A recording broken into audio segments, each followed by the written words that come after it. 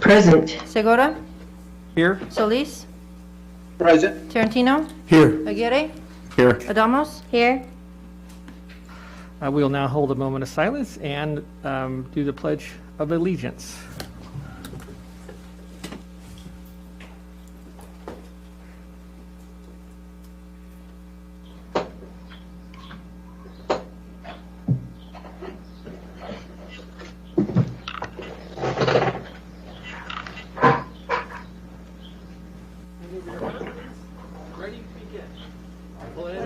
Pledge allegiance to the flag.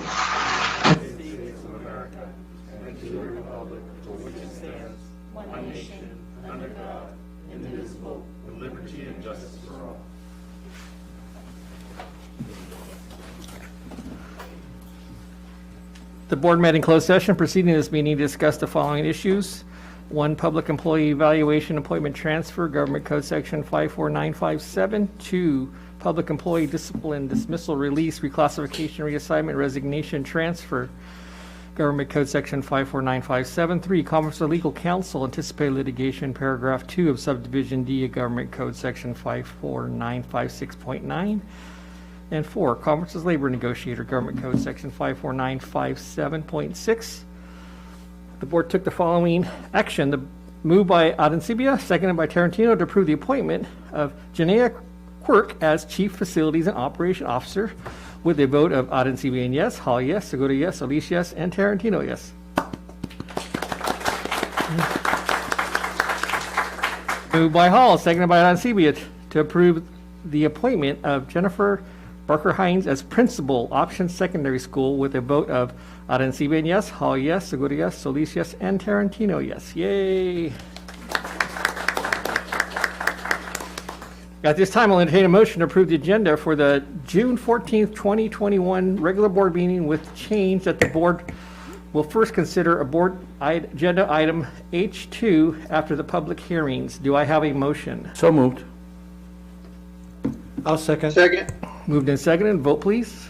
Adamos. Yes. Arencibia, Yes. Hall, Yes. Segura, Yes. Solis, Yes. Tarantino. Yes. Motion passes 5-0. Outstanding. Okay, let's go to announcements of awards. The board is pleased to recognize Southwest High School's academic decathlon team for winning the San Diego County Academic Decathlon Competition.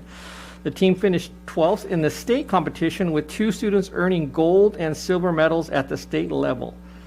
Very impressive. We are very proud of the entire team led by Coach Bolton. I hope I did that right, sir. For this outstanding accomplishment, we have a video to showcase and congratulate them. Video.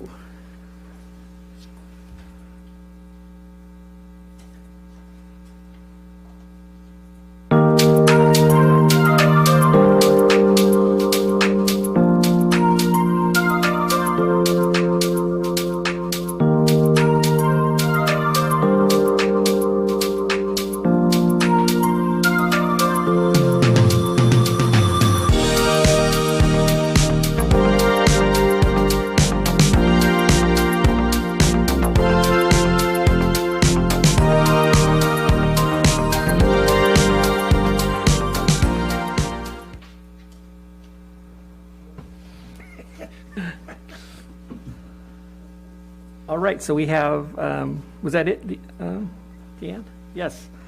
So if we can get the coach, the coach to come up, and we have some certificates to hand out, sir. If you'd like to say a few comments, please feel free to. Sure.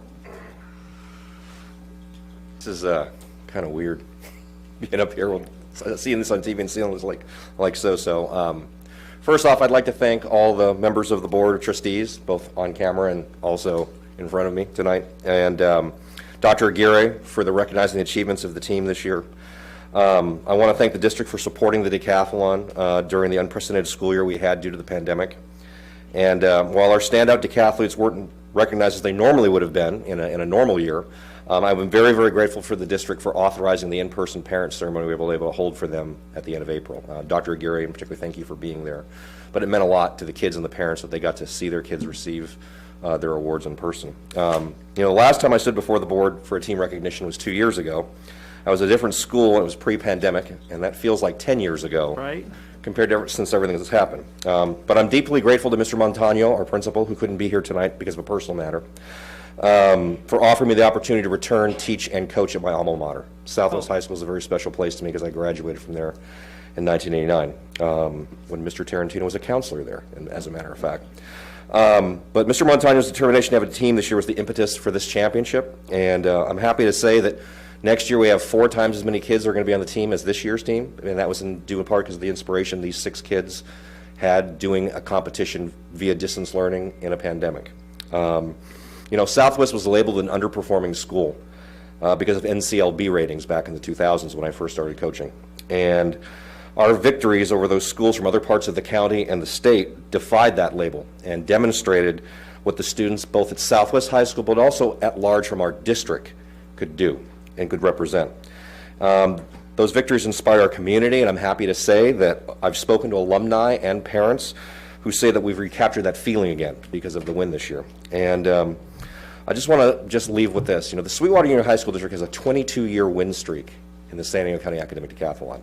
And that's one of the longest in the entire country that one district has dominated a county competition anywhere in the United States. But the number of teams in our district are dwindling. We have fewer and fewer teams now, and we need some changes to rebuild the teams at the sites and also to train the coaches who are going to lead those kids at those different schools. I think we all know that combining motivated students with the right educators to lead them always is a winning formula in anything that we do. And I'm hoping the district level efforts to support training of coaches and recruiting students will ensure that this amazing opportunity these kids have will go on, not just for Southwest, but across the district at every site. And again, I just want to say thank you for the invitation for tonight's meeting and for taking time to recognize the kids. You know, we're proud to bring the 22nd championship in a row to the Sweetwater District. So, Wow. Thank you. Thank you, Coach. Any board members have any comments for the coach? I would just like to say thank you for for bringing that to our attention and the need for greater participation. And I'm sure, and actually, and saying what you said about it, I think what you were saying is that, Coach, you're obviously connecting with your students, and that's like a huge part of, you know, their success. So thank you for that, Coach, and I really appreciate it. And I have these to give you. Are we just hand them right to this gentleman? Right? Yes, sir. There you go, Coach. Congratulations. Can we take a picture? Yeah. Can we take a picture?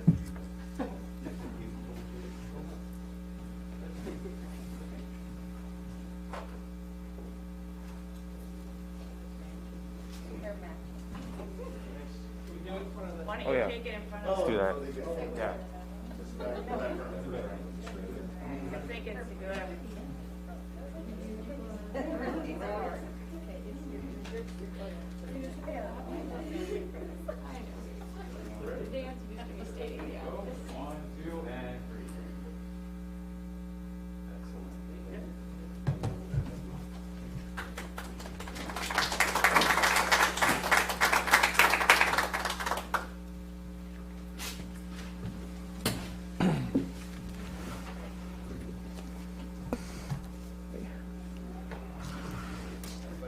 Okay, we'll now provide an opportunity for SDCOE Representative Dr. Mark Scrivarna to make any comments if he would like to. One comment tonight, I'm very pleased that we continue to work as aggressively as we do with the financial conversion. So I'm very pleased that we continue to work closely with the district on that. And I think the more effort we put into that, the better and the better it gets. So I'm very satisfied with the help that I've been getting from the district and the support. So thank you very much. Thank you, Dr. Scrivarna, for sharing that.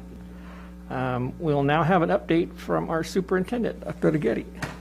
Thank you, President Segura. Today my update will be fairly brief. First and foremost, I want to again extend our gratitude to everybody for getting through this pandemic year together. It was truly challenging and trying for all of us, but now that we have completed graduations, I think it's an apt time to say thank you to everybody who made this happen, our certificated staff, our classified staff, our parents, our students, our community at large. This was truly unprecedented. I know that word keeps getting repeated, but it was, and we've come out the back end. We completed the school year And so I just wanted to, again, extend our gratitude. Just a note, we held over 67 individual graduation sessions with approximately 38,000 guests in person and hundreds more watching. And we were able to do this in a way that was safe, that observed all the safety protocols, the health and safety protocols, so that our students could have that experience, that seminal experience of graduating.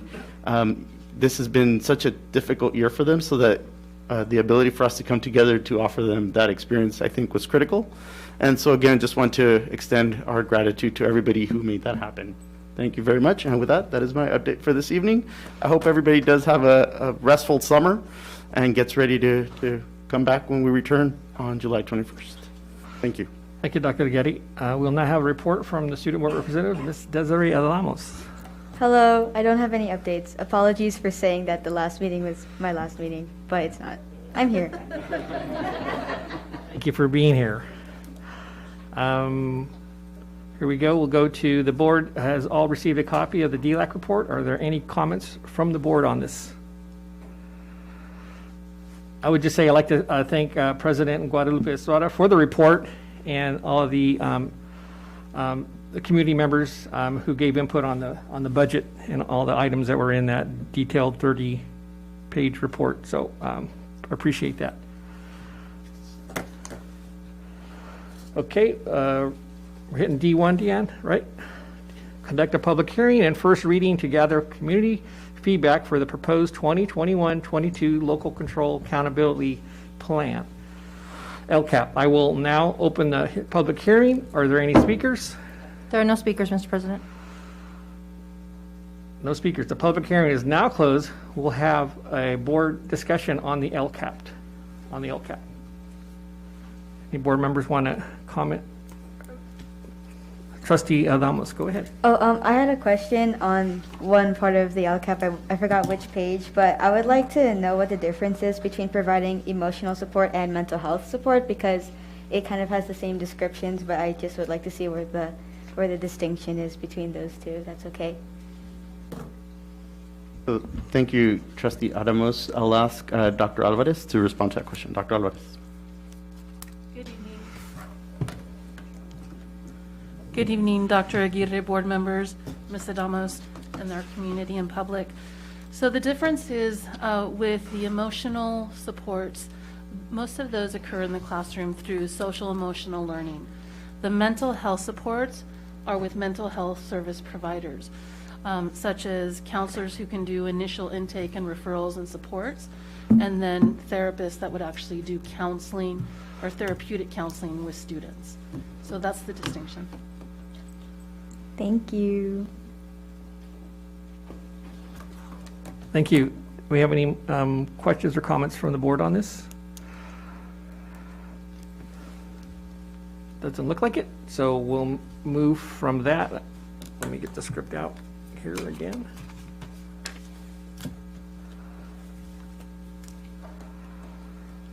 And just move to D2, correct, Deanne? Yes. Conduct a public hearing and a first reading to gather community feedback on the Sweetwater Union High School District's preliminary 2021-22 proposed budget. I will now open the public hearing. Are there any speakers? There are no speakers. We will now have a staff presentation on the budget, followed by board discussion. Could you close the hearing first, please? Thank you. Hearing's closed.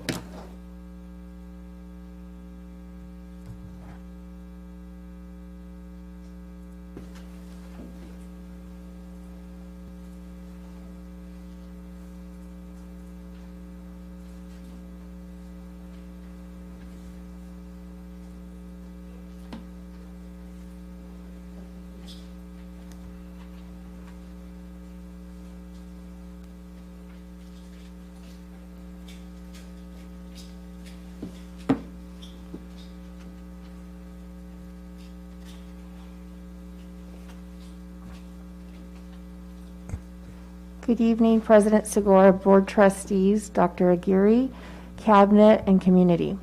We'll be presenting this evening. This is the first public hearing, or the first read of our budget for 21-22.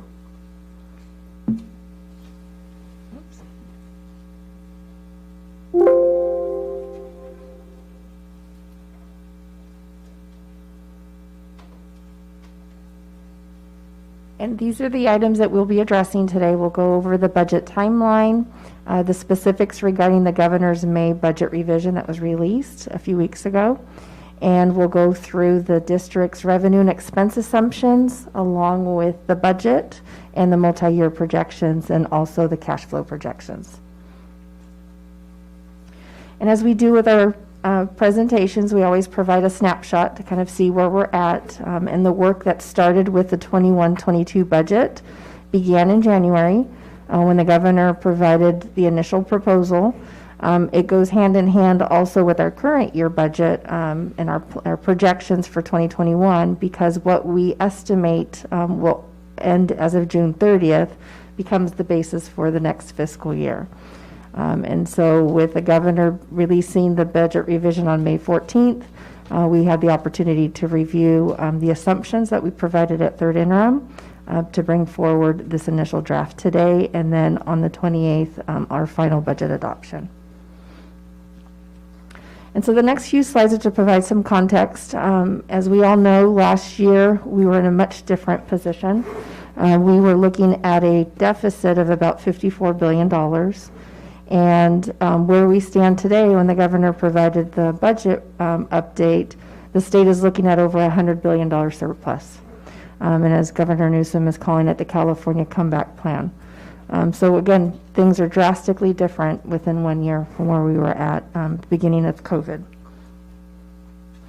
And one of the key considerations in looking at the funding for education is around Proposition 98 and the specific tests.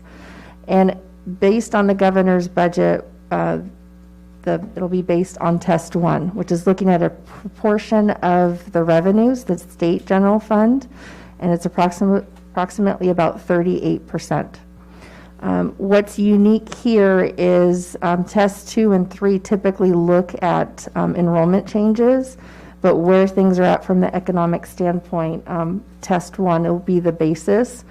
So it doesn't take into account those fluctuations that districts throughout the state are encountering regarding enrollment. School districts will be entitled a percentage of the overall total revenue at the state. This next graph, again, just kind of shows year over year what the funding allocations have been according to Proposition 98. One thing that I'm bringing forward to the board is to also have kind of on our radar, which is unique. Typically, we always focus on Proposition 98, but this year, and the governors may revise, there was an indication about the impacts with the GAN limit. And with the GAN limit, what it looks like is any revenues that the state can spend within the limit, anything that's above that limit has to be spent, any of those excess monies, within K-14 education. And this has only happened once. It happened in 1986. But what the governor's May revision signaled, and something for us to keep an eye on, as we then start to build the 22-23 budget the next year, is that there are early estimates that the state might make one-time payment to K-14 totaling $88.1 billion. So those are not numbers that we have factored in as of today, but it's just something for us to keep an eye on as we see things progress over the next year, particularly in January when the proposal is released by the governor, and that would impact then our projections at that point in time. But this is unique because, again, it has only happened once, 1986. And this is just a table that shows the snapshot, the difference between what the governor provided in January and then what was included in May. One key consideration, which will lead into the revenue numbers that we'll share here shortly, is the cost of living adjustment. What we've been carrying since second interim in March and then also third interim in May was the 3.84% cost of living adjustment. So it's already been factored into our assumptions. The difference then when you take that base, what they're calling the mega COLA is now 5.07. That was a difference of about $4 million for the district, which was incorporated into this first read. And so just wanted to point that out as we go into the details here shortly. And what that does, that base amount, particularly those last two columns that impact the school district with the grade span 7-8 and 9-12, you can see what the base amount allocations, and those are numbers that are factored into what we call the local control funding formula calculator. And so those details there now take into account this new cost of living adjustment. One other key consideration, as we've been discussing this over the last year or two, is the cash flows and the deferrals that the state has put in place to manage the budget at the state level. The governor's proposal does continue with deferrals into next year. He did not pay off the remaining deferrals. As noted here on this next slide, they continue with the deferral of June 2022 to July 2022.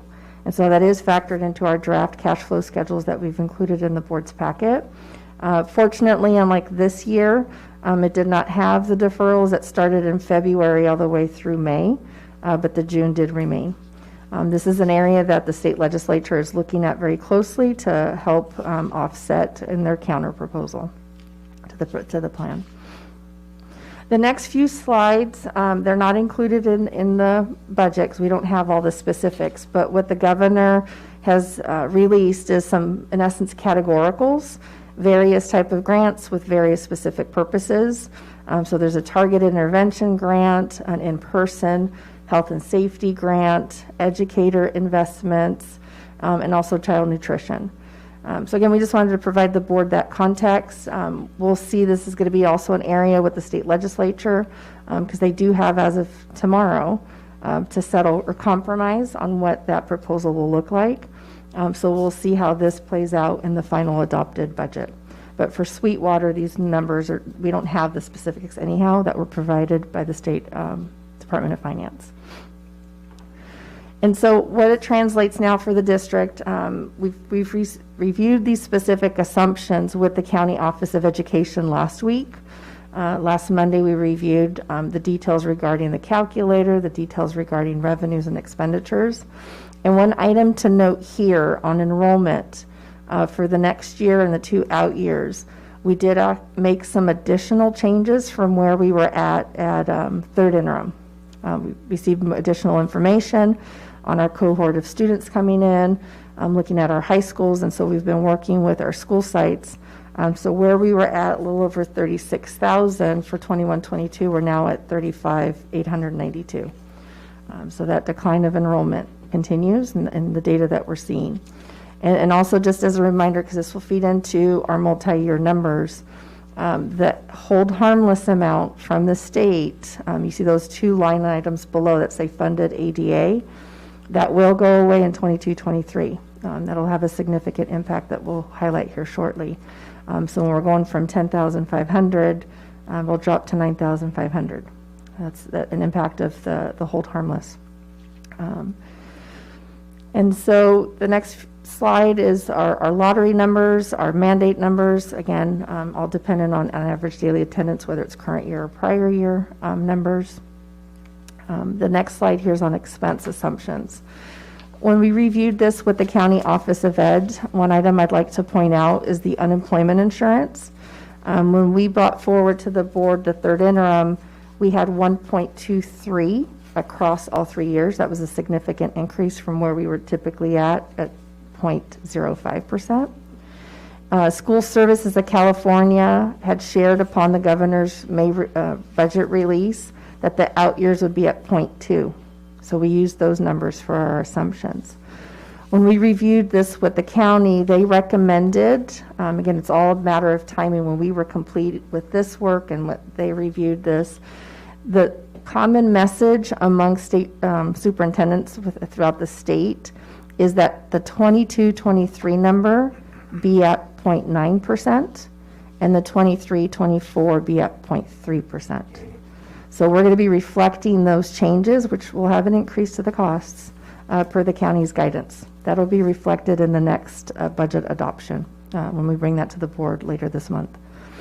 What we're also hearing, though, at the state level is that number is more than likely going to be around 0.5. That's what the state legislature is advocating for. So again, as we all know, there's moving pieces, and these assumptions may change. And again, they're out-year assumptions. The other item that I'd like to point out, which is evident also on the numbers and we share here shortly, are the pension costs. So you can see with STRS and PERS, just from 21-22 to 22-23, you see that significant jump up. So that will contribute to expense costs, going from 16.92 to 19.10. So again, those are items that I wanted to bring attention to because that'll feed into the next few slides in the calculations. And this is just another slide, again, just sharing what those rates are based on the latest information were provided to build into the out-year assumptions. Okay. This particular slide on the reserves, I'm going to defer till I get to the overall multi-year so I can go through the specifics there, so it's a broader context.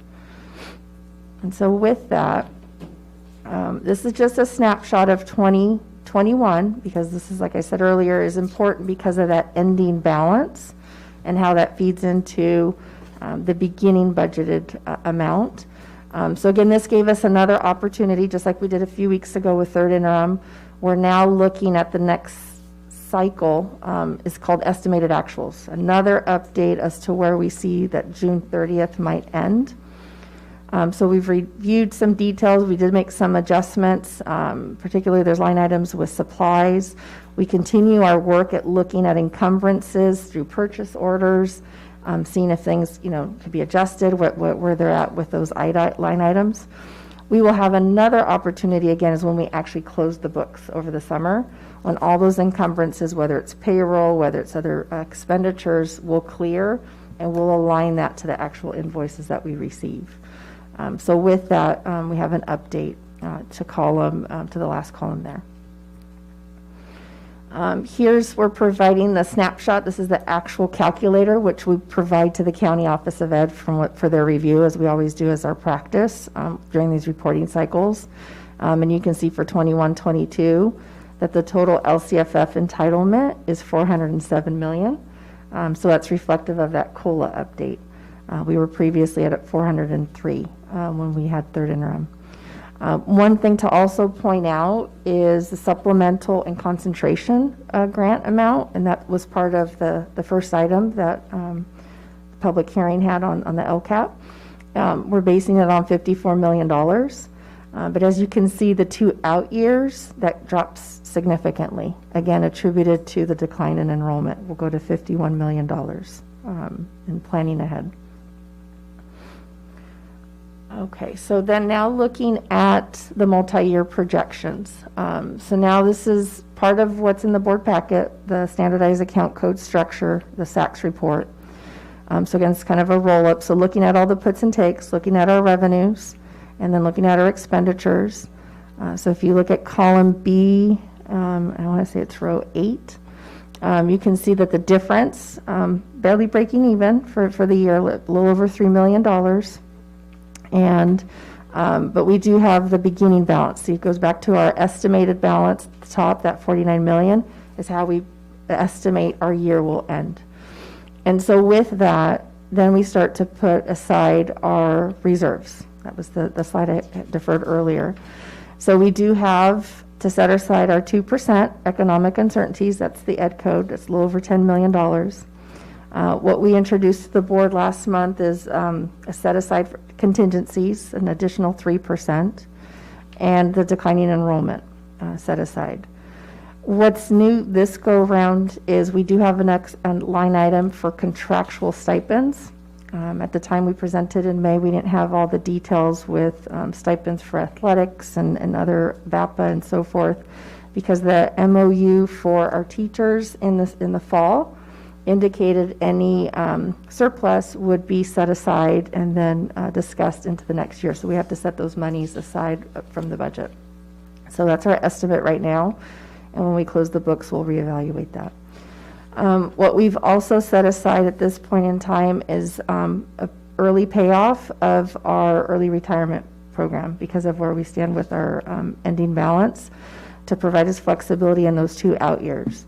Those are obligations that would have carried through 23-24, but with those one-time dollars, we can set that aside and have that obligation paid for. And what's key is when you go to the next column, so with those set-asides, you can see for 22-23 that the revenue line item, it's in column C2, goes from $418 million to $399 million. That's attributed again back to that hold harmless going away and the decline in enrollment catching up. And so that's almost about a $19 million difference. And that's where that reserve, setting it aside, there's 17 million for declining enrollment. That doesn't cover it in its entirety. Then that's when it goes into that next step with the contingencies. The 2 out years for 22-23 and 23-24, you can see it has a structural deficit of 25 million, 23 million respectively. And so again, that's an assumption that there are no budget solutions. I mean, this is assuming continued same costs, but really it's attributed to that structural deficit to the revenue side of things, because we don't have the anticipated students and the dollars to correspond with that. And that's why those reserves help offset that. And again, these are projections, a couple years out, but it's our requirement under the SACS report to provide the next year and plus 2 years. You can see in that last year in column D that the economic uncertainties are not met. It utilizes all those fund balances to cover that shortfall as of what we know today. And this is just our restricted dollars, that particular budget. And so we just provided a snapshot here so you can see that revenues, we are dependent primarily on the revenue side of things with the state, about 81%. And then we've also provided expenditures because we do get a lot of questions on a percentage of our budget, you know, what does it go towards? And about 87% is in salaries and benefit costs. So you can see those carve outs there. Okay. This next slide is providing a snapshot what we shared with the board back in April at the workshop with the one-time monies. The only really key change at this point is we did get guidance from the state regarding some of our federal dollars that indirect rates could be applied to that. So we've accounted for that here in the budget plan. In the next section here, so we go from our budget and how the cash is tied to the budget is the timing of when we receive the revenues and the timing of the payments with the expenditures. At this point, we have our tax revenue anticipation note that that was issued back in April with California School Financing Authority under that umbrella. And so we do have that will be repaid in this upcoming fiscal year, with the dollars that are being deferred will be the offset payments through August to November to pay that by December. And then based on our preliminary analysis, and again too, this was an area we reviewed with the County Office of Ed, we anticipate about $15 million borrowing at this point, and so it will be in August. And so we'll bring that forward to the board, the resolution at the next board meeting that allows for that borrowing. And then the next few slides, I would just like to call out a few of them, particularly adult ed, which is our Fund 11. You can see here, you know, what we anticipate with the revenues and where we anticipate the year to end, and that's in column C. We do anticipate that there'll be around $3 million at this point in time. Again, like I mentioned earlier, with the encumbrances, we're monitoring that, looking at receipt of goods and services. So that might change a little bit when we come back in September with unaudited actuals. But they did spend some of that balance. As you can see back column B, they're about 5.4. So now they're at 3.4. And so we're working very closely with the adult ed team on their spending plan. The next item to note is on cafeteria fund, Fund 13. We did receive notice that the waivers for our community will continue into the next year. So the USDA did issue those waivers. So you can see that significant change in line 9 that showed the revenues where we were at adopted versus our estimated actuals. Again, that's been the benefit of us, you know, helping serve the community so that those revenues are there. But as we look for 21-22, we're going to monitor the implementation and that rollout. And so we could have an adjustment when it's first interim will be reflected there. And the next few slides are our capital funds, kind of seeing where we end the year, what we'll carry forward into the next year for our projects. And then in terms of next steps, as I mentioned earlier, the May revision started the negotiation process with the Assembly and the Senate and the Governor. They do have until tomorrow We're, again, like I said earlier, we're hearing different feedback of things that are being discussed. But once that's presented, the compromise to the governor, he'll have about 2 weeks to review that and then sign off on that. Again, it's all about timing. We're bringing this forward to the board knowing that these moving pieces are occurring at the state. And so we're scheduled to bring to the board the adopted budget on the 28th. And one other item that I'd like to highlight in the board's packet, the last year is what we introduced the budget book, had some position details.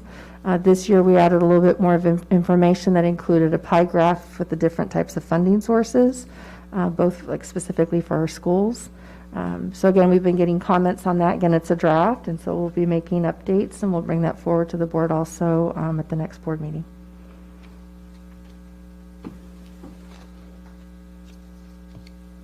Thank you, Dr. Salkow. That was very good information there. Now we have some board discussion on that. Do I have anybody that has any feedback or questions on that? I'll wait till we get Trustee Hall and Solis back up there.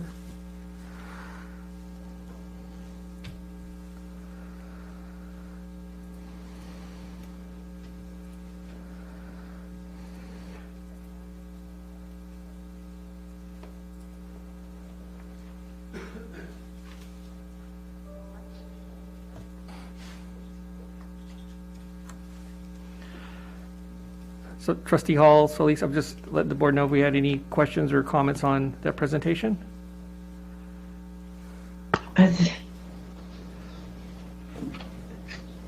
Is there public comment?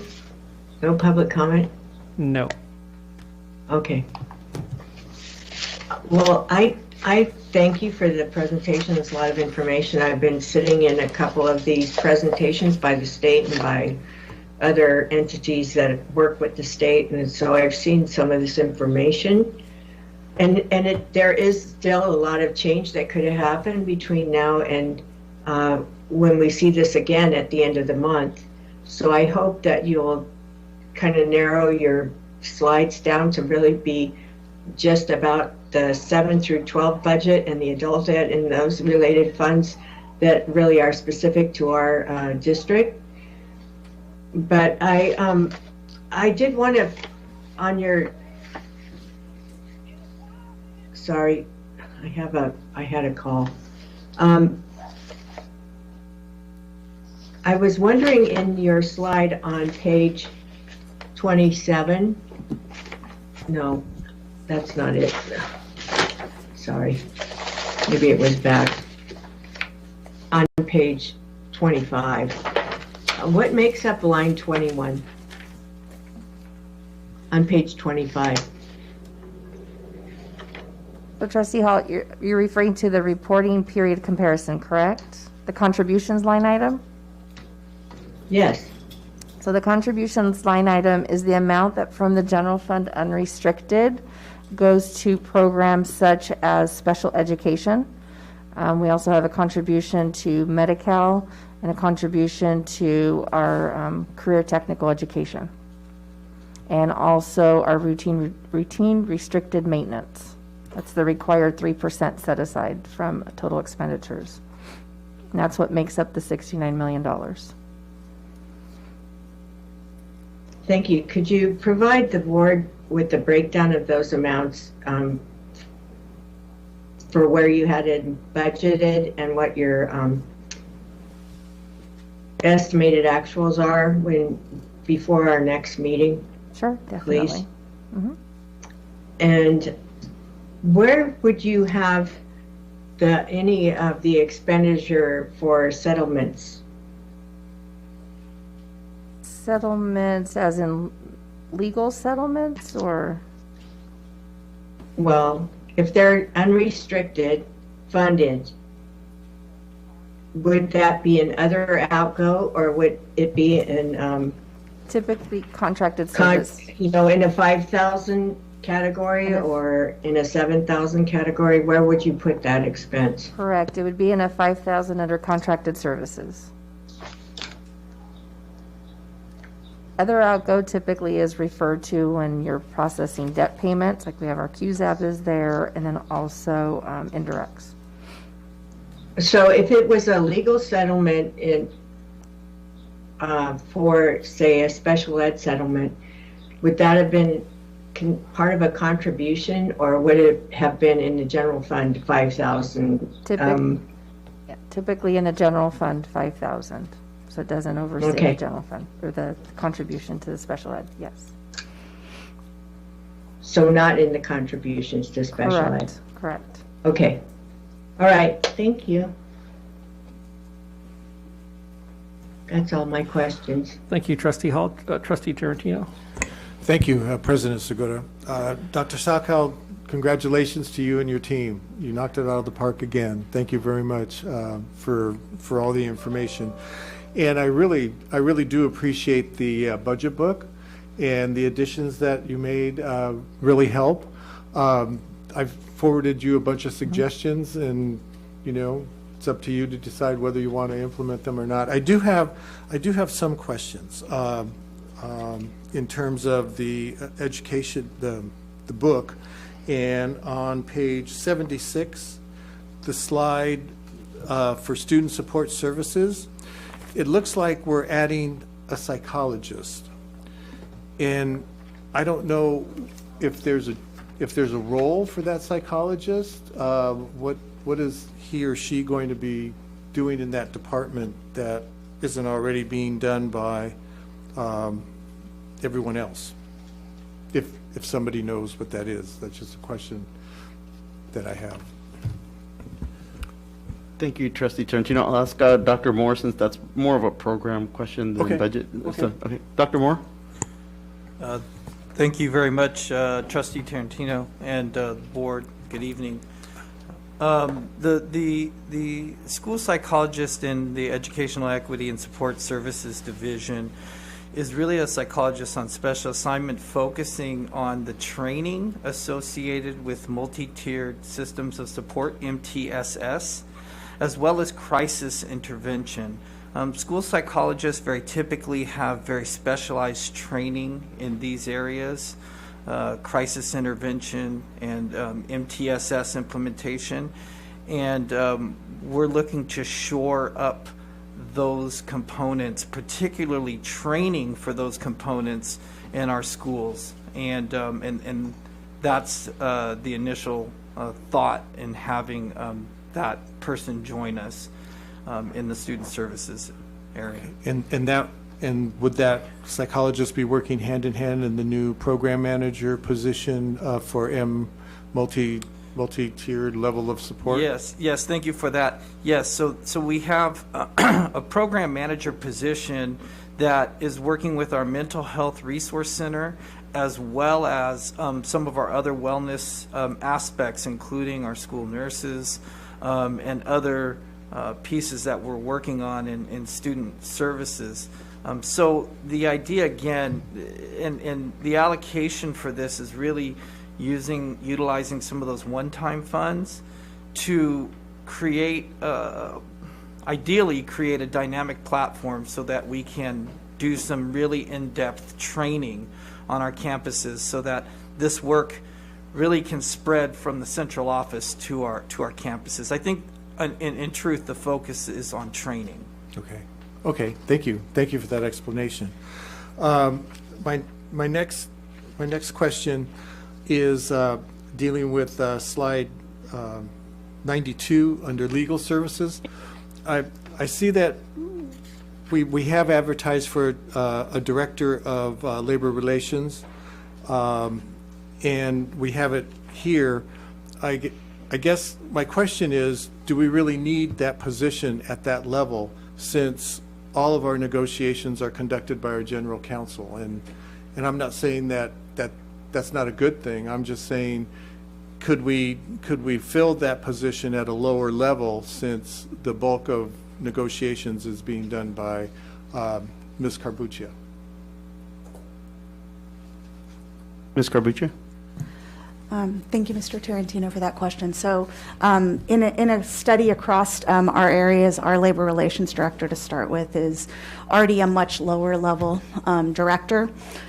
But the comprehensive scope of what is necessary in negotiations, there is no way I can take, one person could handle all of the negotiations with multiple certificated units and 4 classified units. That is absolutely not something I would recommend. If that's something the board were to decide to do, we could do that, but it would result in needing to contract out a lot more of the legal services that we do.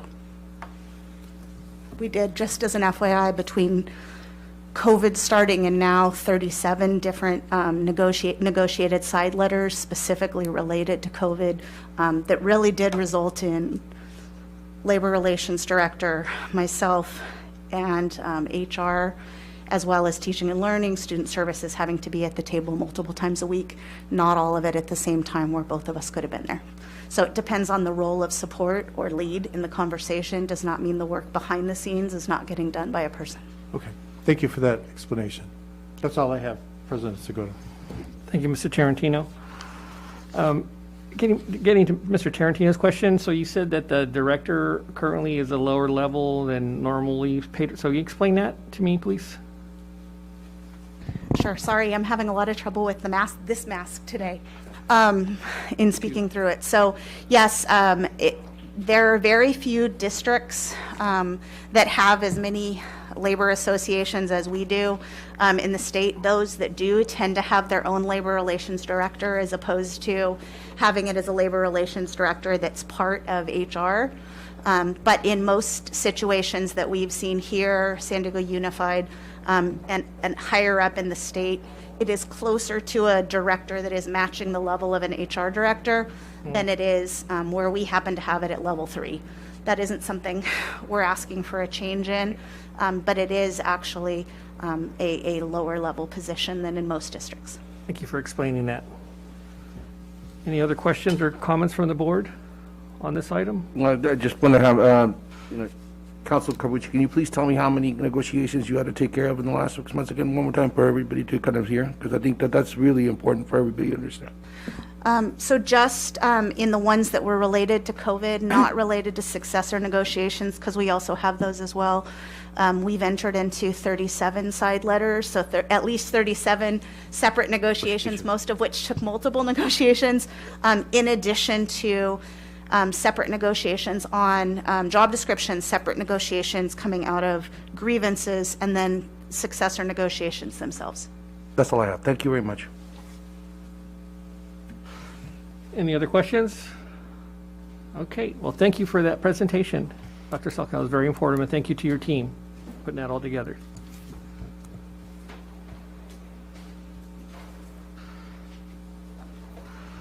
We wanted to go to item H2 now. Thank you, Deanne. H2, report on the public safety partnerships between law enforcement agency and the Sweetwater Union High School District. Thank you. Thank you, President Segura.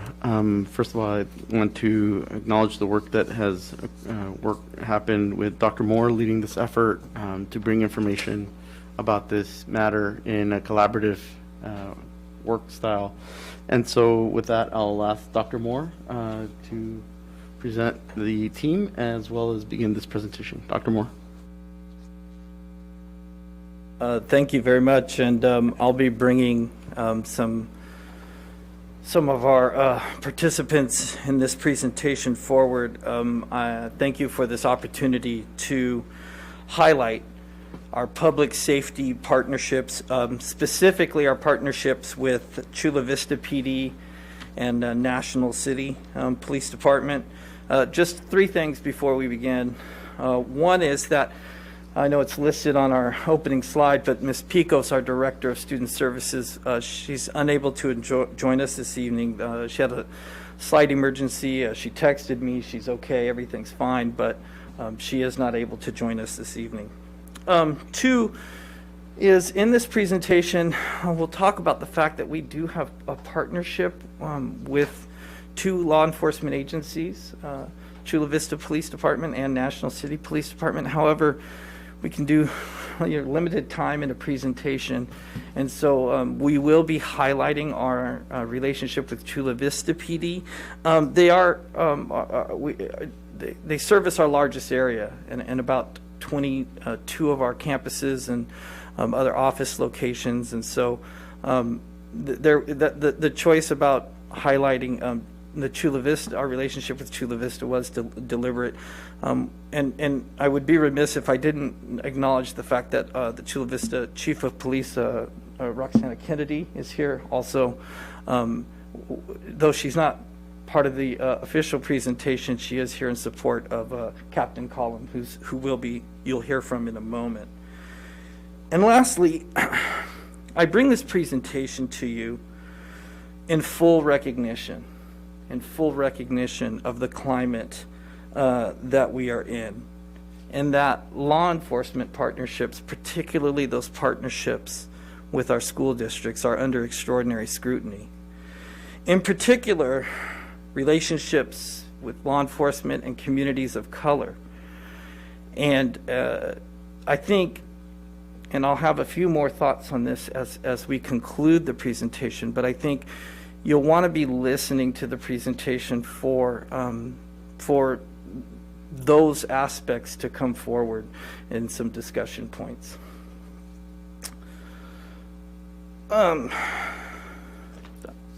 Just real quick history, particularly of school resource officers. In the 1960s and early 70s, the school resource officer program started in many of our public schools across the nation. 1990s, that's Chula Vista began its school resource officer program. I think 1993 was the exact first date, and we've had partnerships. Again, we have current partnerships with National City and Chula Vista, but we've also had partnerships. We're in 4 different service areas, so including to those 2, we are also in the service area for the Sheriff's Department in Imperial Beach, and then our southern area includes South San Diego. So the San Diego Police Department is also one of our service areas, and we don't have partnership. And to my knowledge, we have not had a direct partnership with them. However, they are the municipal law agency that serves a large swath of our southern area. This is some information from Texas. It's a little bit dated from 2016, but basically what it explains is that police presence on campuses has increased since the 1970s, where you're seeing more and more schools, and particularly more and more middle schools and high schools being exposed to having an officer either on their campus or patrolling their campus nearby. This next data point is from California. It's a 2020 data point that essentially shows that most of our high school campuses is where students are interacting with law enforcement. The Creating Off-Ramps is a 2018 document. It's a national document really about diversion programs. And I think that's very, very important to highlight, because our current model, and the model of what I just explained, our partnerships with National City Police as well as Chula Vista Police is not an officer on every campus. In fact, they're very, very limited in scale and scope. With National City, we have 1 officer and a sergeant that are part of the SRO program that we're directly involved in. And then with Chula Vista PD, it's 3 officers, an agent, and a sergeant that interact on a regular basis with our administrators, teachers, and campuses. So there's not officers assigned to every campus, and in fact, these officers are responding to calls that they get from very typically our site administrators. We'll call the officer to respond to an incident on the campus, and it really does need to be noted that in our education code, there are violations of the education code, including things like sexual assault, possession of a weapon, possession of drugs, major injury on the campus, that actually mandate and require that we contact law enforcement. Very typically, the paperwork has to include an event number that is generated by law enforcement, and that's a way of tracking crime on our campuses, as well as ensuring that we're responding to all the safety protocols per Ed Code. So the model that we are currently in contemplation and talking about is really a model about trust and relationship building. As I mentioned, one officer and a sergeant in National City, 3 officers, an agent and a sergeant in Chula Vista is not nearly enough to assign an officer to every campus. So there's trust and relationship building in that. Many of these officers have students that go to our schools. Many of them participate in our schools as coaches. They have spouses that are part of our education program. And the focus has to be on preventative and intervention measures, including threat assessments, diversion, as well as responding to adults. We'll talk about a few data points that are very focused on our officers responding to an adult threat on our campus versus responding to student issues. At this time, I'd like to call up our district security coordinator and advisor, John Chikowski, to lead us through a few of the data points. Mr. Chikowski. Thanks, Dr. Moore. Good evening, Dr. Aguirre, board members. So the data points here represent the most high-profile incidents reported to the district over these school years prior to the pandemic. They're not all the incidents, but they're the ones that had the most potential for either physical harm or a serious disruption to the learning environments. And focusing in the center, the school threats, to help manage the large number of school threats that we experience in a year, that can't just be immediately dismissed as, just kind of something silly and irrelevant. These are the ones that actually took a careful assessment. The SROs play a lead role as part of the school assessment team. So the school threat assessment team is comprised of, the SRO, the site administration, including their psychologist, very often a counselor, maybe the student's teacher, and sometimes even peers could be interviewed. But they're part of that collaborative teamwork that assesses the threat. And of all these threats, a good number of them, once assessed, were ultimately deemed just kind of low-risk threat posturing. But you don't know that right at the onset. Even if you think you do, you still have to assess it. We absolutely must do that. A significant number were ultimately deemed moderate threats, so very concerning. They require a lot more resources. And then, as you can see, a small handful were very high risk that require the most resources to manage. And not all of these are a direct threat where there's, say they're going to, quote, shoot up the school, or they're naming specific names to target. Sometimes it's more ambiguous, and it might just be contextually inappropriate behaviors or statements that really are more murky. And our threat assessment professionals remind us that these threats aren't just motivated by a simple grievance, nor are they motivated by like a single mental health issue, but it's often a larger constellation of factors. And it's only until you've assessed this with the whole team and you've gotten everybody who needs to be there around the table that you can really professionally say what it is. So,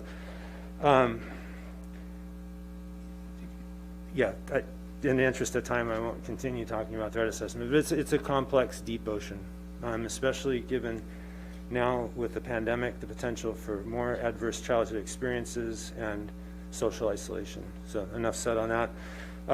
So SROs are really valuable to this process because of their experience, just all the investigative resources they bring to bear that we just simply don't have as a district or as school district, and then their authorities as sworn officers. The SROs help in all 4 phases of the threat assessment process. So sometimes there might be an immediate intervention that's required, a home visit, interviews, and all those things that contribute to the actual assessment. Then the officers might be involved for each one of these threats in the referral process. It might be to outside county resources.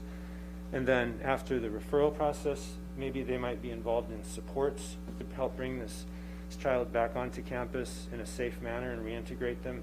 And then lastly, any monitoring. So, as I said, some of these threats do require an immediate response. Like, it can't wait till tomorrow. It can't wait an hour. And so for these are usually because there's a reference or ideation about a weapon. So in cases where there's the weapon red flag goes up, then they're very often going out to do a home visit. It might be in the evening, it might be on a weekend, it might be on a holiday, but it's happening, and I have to give advice to the superintendent, a principal, working collaboratively with officers, and I really, really value when it's 11 o'clock at night and I know them personally and I know them professionally from working with them for 3 years, and we say, yeah, it's safe to open school tomorrow because I trust them. So that happens. As you can see, the after hour, we have a lot of after hours investigations, but I just mentioned the ones up here that were really kind of time consuming. So much of this work occurs in the background. And, you know, with our goal of maintaining psychological safety on the campus, and of course, in addition to physical safety, I'm very proud of the low number of lockdowns that we have to do.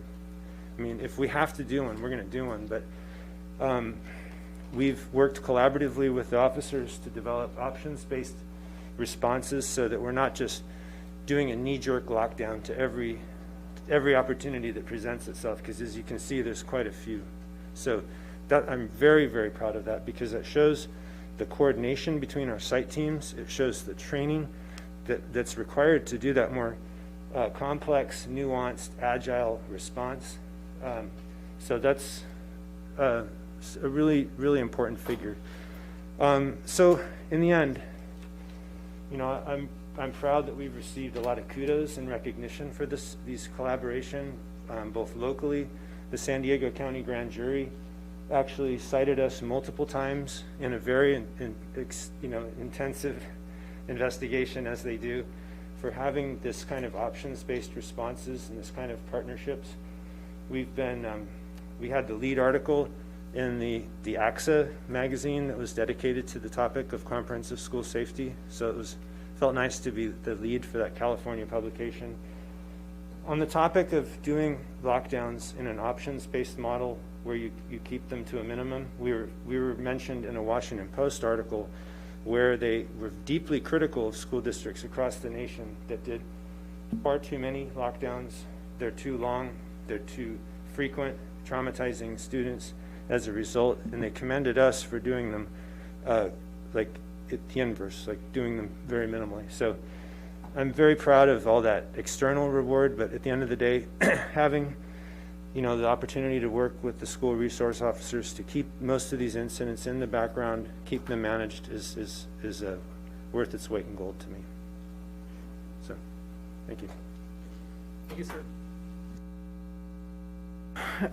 Just as Mr. Chakowski mentioned, a comprehensive school safety plan is really part of a larger continuum of services.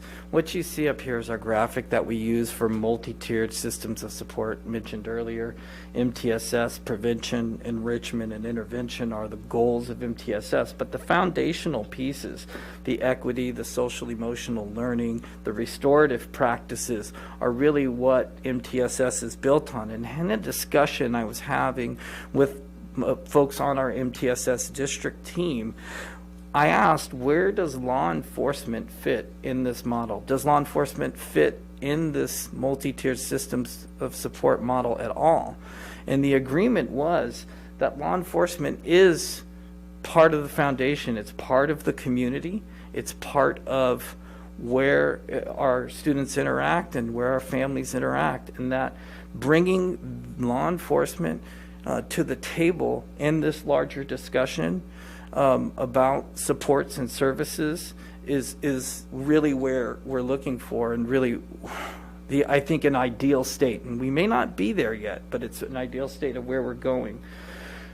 And there's in our model, there's also the tiered levels of support, with the tier 1 being presentations to students and training programs. Tier 2 with targeted intervention, where if there's a school site that needs extra support, law enforcement or something like that, the lockdowns in scenarios and assessments that Mr. Chakowski was talking about. And then, of course, our intensive intervention is, where we see our students getting in diversion programs and other types of programs.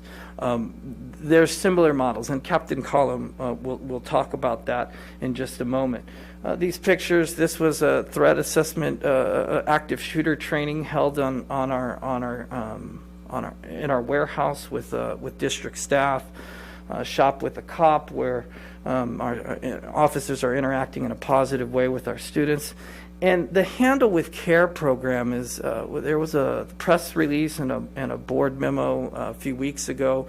It's a program by our San Diego County District Attorney's Office, and it's active now in Chula Vista. San Diego PD is about to get on board. National City is getting on board. But the DA's office picked the Chula Vista Police Department in the service area as a place to really start this Handle with Care program, wherein if there's an off-campus incident with a student and family, the school is informed of that incident, not in a way that is intrusive and violating any privacy protocols, but just to let the campus and campus personnel know for follow-up, if necessary, that there was an interaction with law enforcement that could have occurred off campus. And so that Handle with Care program from the DA's office was really picked and went in Chula Vista because of our partnership with PD. At this time, I would like to bring up Captain Collum from the Chula Vista Police Department to really give us a glimpse of the School Resource Officer program. Captain Collum. Thank you, Dr. Moore and trustees. My name is Phil Collum. I'm a captain with the Chula Vista Police Department, as you heard before. And I know it seems kind of strange. We don't usually have a whole bunch of cops in uniform standing in the back of the room, but we're here because this matters. It matters not only to us as members of public safety for this community, including our schools, our students, and their families, but it matters because as those people who are paid professionally to pay 24-hour and 7-day-a-week attention to public safety in our community, public safety starts at a very, very early age and early time and lasts throughout one's whole life. It can feel a little scary seeing somebody in uniform, people in the back of the room in uniform, but we're just, of course, flesh and blood. We are mothers and fathers. We are daughters, sons. We are husbands and wives, just like everyone else. In fact, I was commenting to my chief this morning. I just flew back from Chicago on a trip with my husband. Something about, I don't know, in my age with a pressurized airplane, I think it makes my clothes fit a little differently when I get back from a trip or vacation. So apologize if I look a little funny. I've been working here at the police department for about 27 years, 29 total years of experience in public safety in California. I work obviously under the excellent leadership of Chief Kennedy, who's seated in the back of the room. And my current role, I oversee all of basically community policing operations. So pretty much anybody you see in a uniform in the police department, including our school resource officer program. And I am incredibly happy and proud to be here to be able to talk a little bit about our story. Because what you sometimes may see in the news or hear in other areas doesn't always necessarily reflect what's happening here in our community.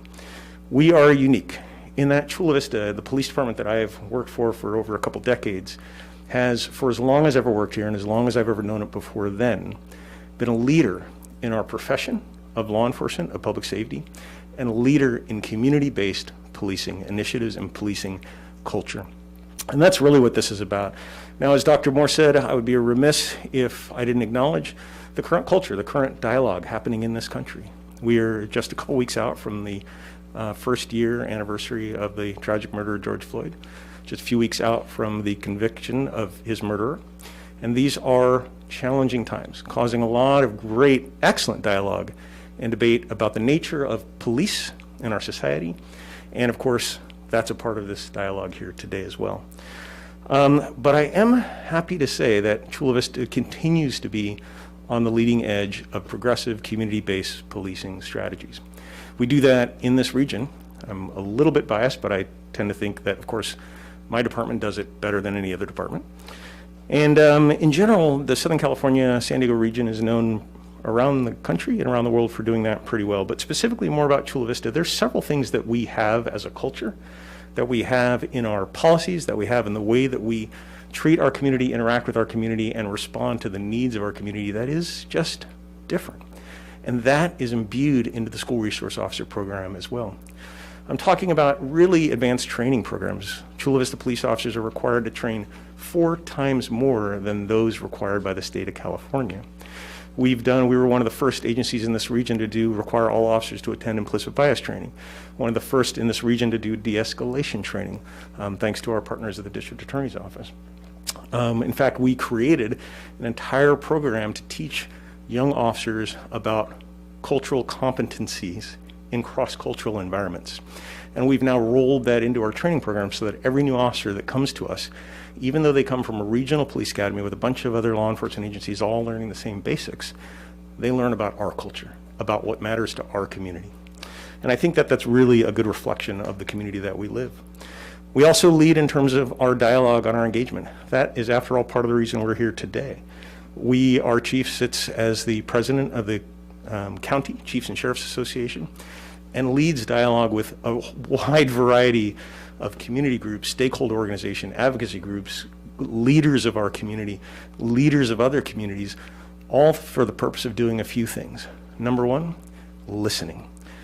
We want to police not just the way that our community needs, but also the way that our community expects us to police. And that's an important nuance as a policing entity. To do that, we have to listen. Number two, there's an educational component involved as well. That's, again, part of the reason why I'm here today. And then we do all those things because we also want to be open to the community. Transparency is a key element in our organization. We put all of our policies online, a lot of our training online, have a wide variety of transparency sites where you can look up all kind of information and data about the police department. We are known in this region for that kind of a leadership.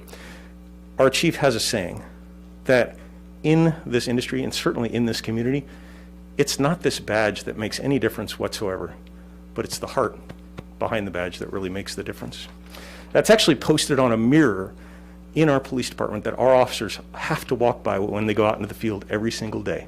It's the heart behind the badge that matters. It's not the badge or the uniform.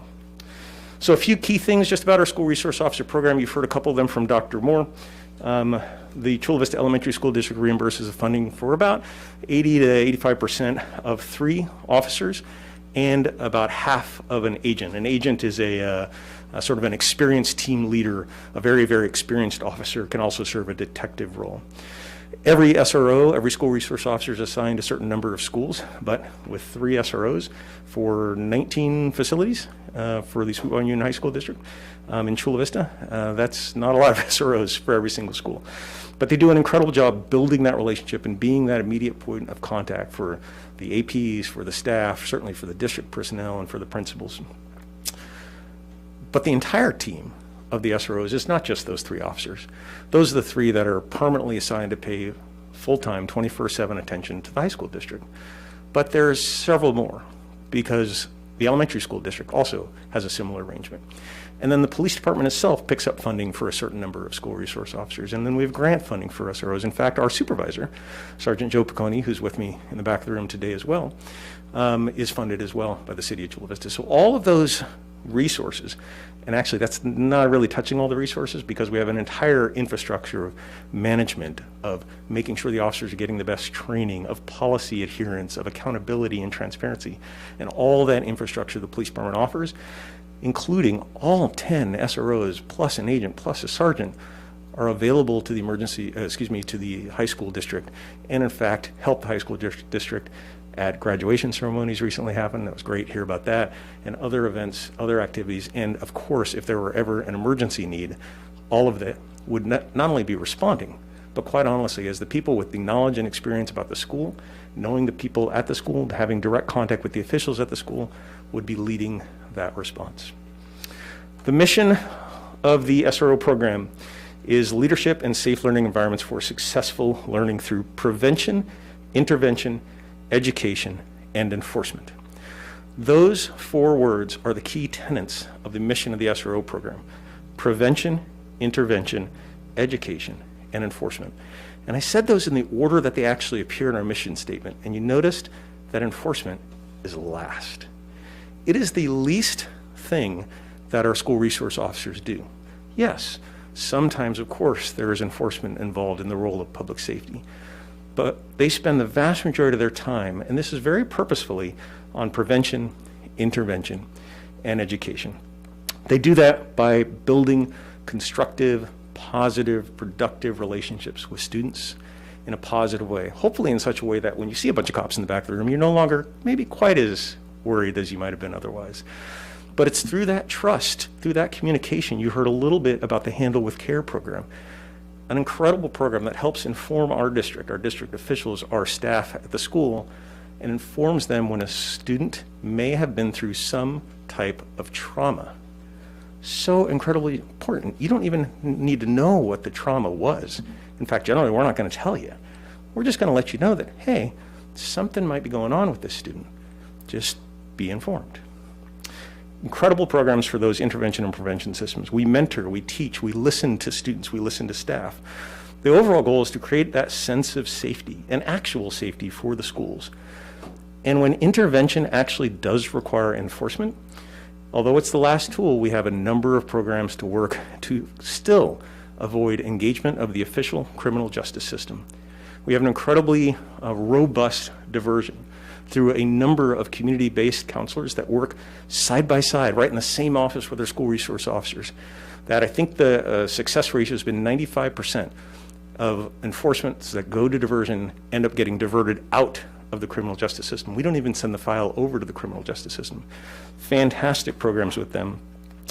Should somebody fail diversion, should there be not circumstances where diversion is not possible, then we also work in tandem with our district attorney's office, who has their own diversion program. And even outside of that, the juvenile probation department, that has their own diversion program. So a number of incredible systems. In essence, in short, the mission is to create a sense of overall safety through close contact with students, their families, and school personnel by building relationships and positive interactions with all of those stakeholders and members. I want to talk just briefly about our SROs. You see a slide about our training. Was up just a minute ago. There it is. Thank you. It takes a special kind of an officer to be a school resource officer. Not all cops can be SROs. We are really careful about that selection process. They go through a competitive process. Oftentimes we find that our SROs were certainly former students in the district. Many of them are parents themselves in the district. But they've got to have a caretaking sort of a culture imbued in them. They go through that selection process and then they get a whole bunch of specialized training. That's beyond the advanced training of all the rest of our cops. Our school resource officers get very specific training in psychiatric emergency response, psychological emergency response, specialized training in implicit bias, specialized training in de-escalation, especially when you consider the youth learning and child development process that they learn about. Of course, they get critical incident response training and active shooter training, special training in the education code, welfare institutions code, cultural proficiency, restorative justice, and just a variety of other things. I have a whole list in front of me I'm not going to rattle off. But by being so well trained, they're the best, most well-informed and educated officers to respond to the unique needs of the schools, of the district, of the children, and the families of those children. They become subject matter experts for the rest of our officers as well. They become educators for the students and educators, hopefully for the staff as well. And that's what they do. They build partnerships, they build relationships, they educate.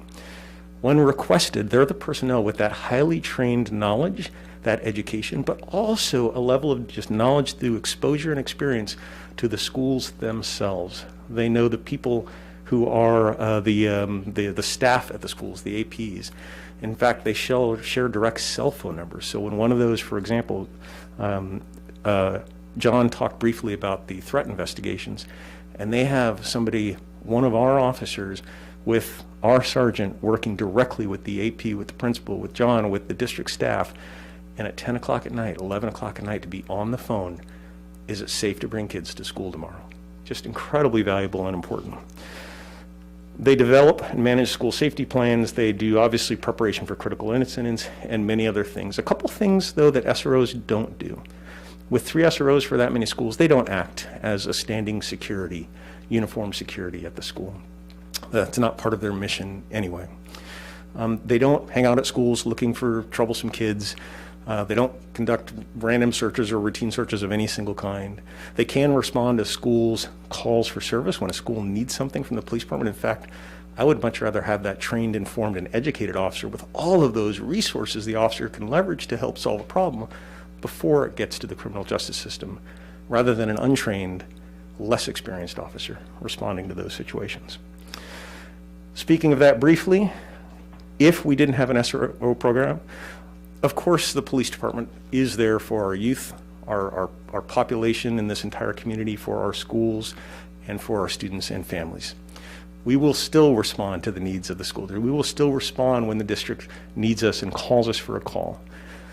But there's going to be a pretty significant difference without an SRO program in terms of what that response might look like. Because we wouldn't have any more of these dedicated officers with knowledge and experience at the school. In fact, you would just get probably whatever officer happened to be assigned to the beat that day, and that's going to change day after day, different officer every single time. Our SROs are assigned to school for a minimum of 4 years. 4 years with one school or a number of schools. The officers that you would get in response from the police program, if they weren't school resource officers, would not have that kind of knowledge or experience. They certainly wouldn't have all those resources that I talked about. And as well, they wouldn't be able to follow up with the community-based counselors that work with the school resource officers, with the many other programs that I've talked about here today. We wouldn't have the type of intelligent response to problems that we have today. More importantly to me, in public safety, we don't solve problems by responding only after they've already occurred. We solve problems by being proactive, by building relationships and trust with our community and having that dialogue and communication with our community in general, with, of course, our educators, our staff, our APs and our principals, and also with the students and their families. And that trust, that dialogue and communication is critically important. I'm just about wrapped up. I just want to touch on one last kind of a unique thing that talks a little bit about what this partnership can mean. And that was a program that was, the need for it was discovered and really highlighted by our officers in the School Resource Officer program itself. And that was a program on gun safety. So every single year, it's estimated that about 4.6 million children live in homes where guns are not only kept unlocked, but loaded, readily available to youth, to children.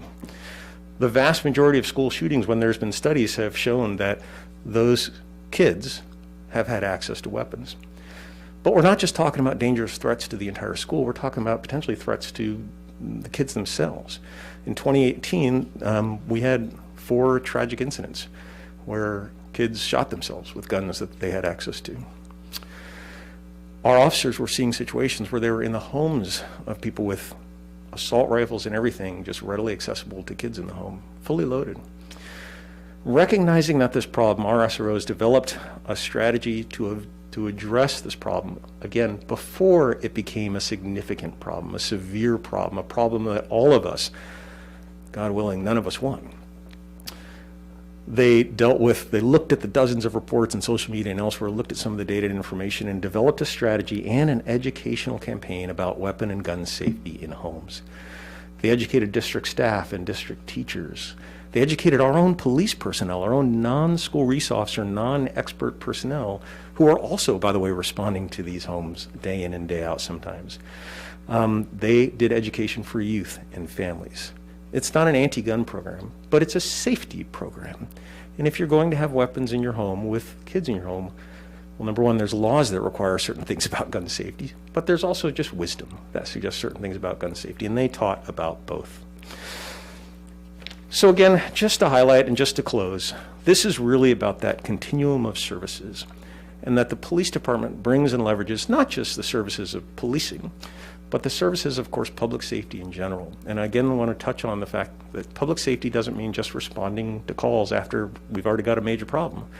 We'd much rather be in front of them, to identify them through trust and relationship building, to intervene in proactive ways, to use a number of leverage all the resources that we have so we don't have a problem that rolls into the criminal justice realm. And should it ever be in a situation where intervention does require enforcement, to have, again, that entire set of intervention tools on our toolbox that help divert kids out of the criminal justice system and instead into healthier beings as humans for our community. Those partnerships, this partnership is incredibly important to us, again, as mothers and fathers, as students themselves, and brothers and sisters, and husbands and wives. And that's why we're here today. And of course, we're happy to take questions when we're done. Thank you so much, Dr. Moore. As we wrap up, I want to say thank you certainly to the team, Mr. Chakowski, Captain Collum, Ms. Picos, and others who were part of this presentation. And as I submit to you, Board, we were highlighting our partnerships. And I indicated that, you know, there is a climate. And we talked about trust and relationship building. And trust has been broken. Captain Collum mentioned the broken trust with the murder of George Floyd, but that's not the only instance, and George Floyd isn't the only instance that we have seen in terms of interactions with law enforcement and public.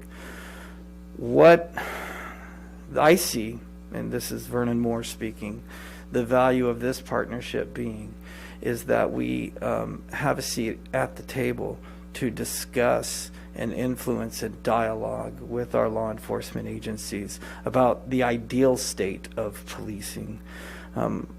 The slides previous about the gun safety, just as a case in point, it'd be wonderful to live in an environment where that wasn't something that we had to be concerned about.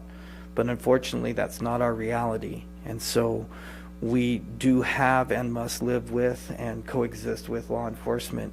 And this partnership and the partnerships we have cultivated here, I believe, give us that opportunity for dialogue with our partners in creating the state.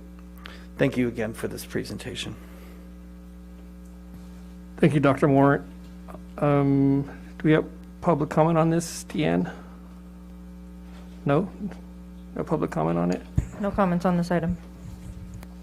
I know this is a presentation. Do we have comments from the board or questions from the board? I just want to know how much does this cost the district, what we're talking about? I know that, remember the National City PD agreement was about $700,000. How much was this? Dr. Moore? Yes, thank you. This year's agreements that were brought before the board were approximately $100,000 for National City PD and approximately $500,000 for Chula Vista PD. So a total of just about $600,000 for both of our agencies.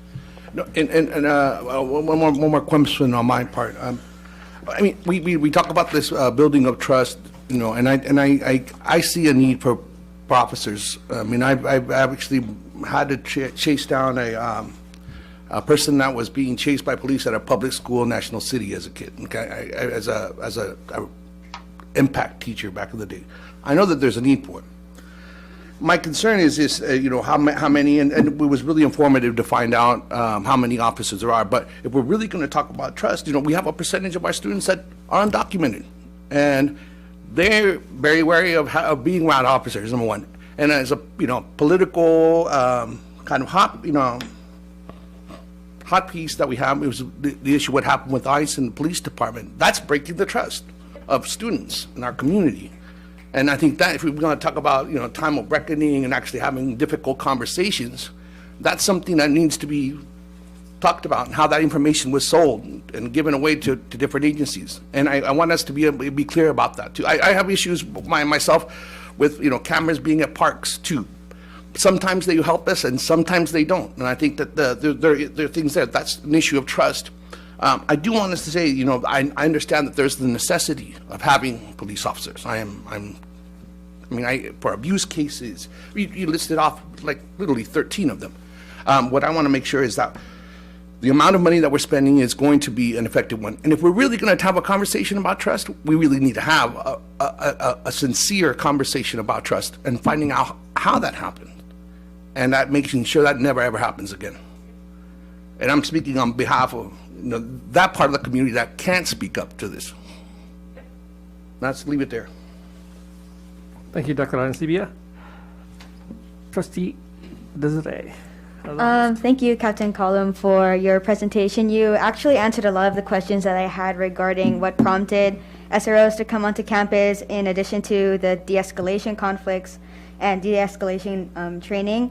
But you also mentioned, and Dr. Moore also mentioned, that it is important for us to address the political climate. And I also noticed that in your presentation, you kind of mentioned what has already been done to address the previous climate before, you know, the pandemic hit, with in regards to implicit bias training, etc.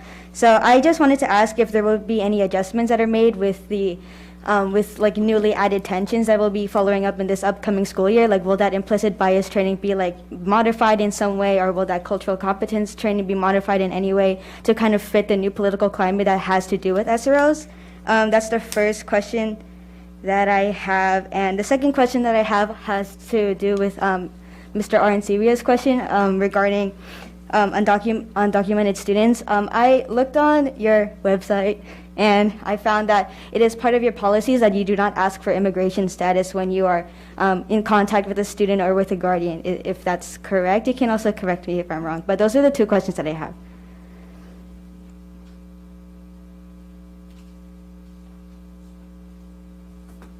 Thank you very much, Representative Adamos, is that right?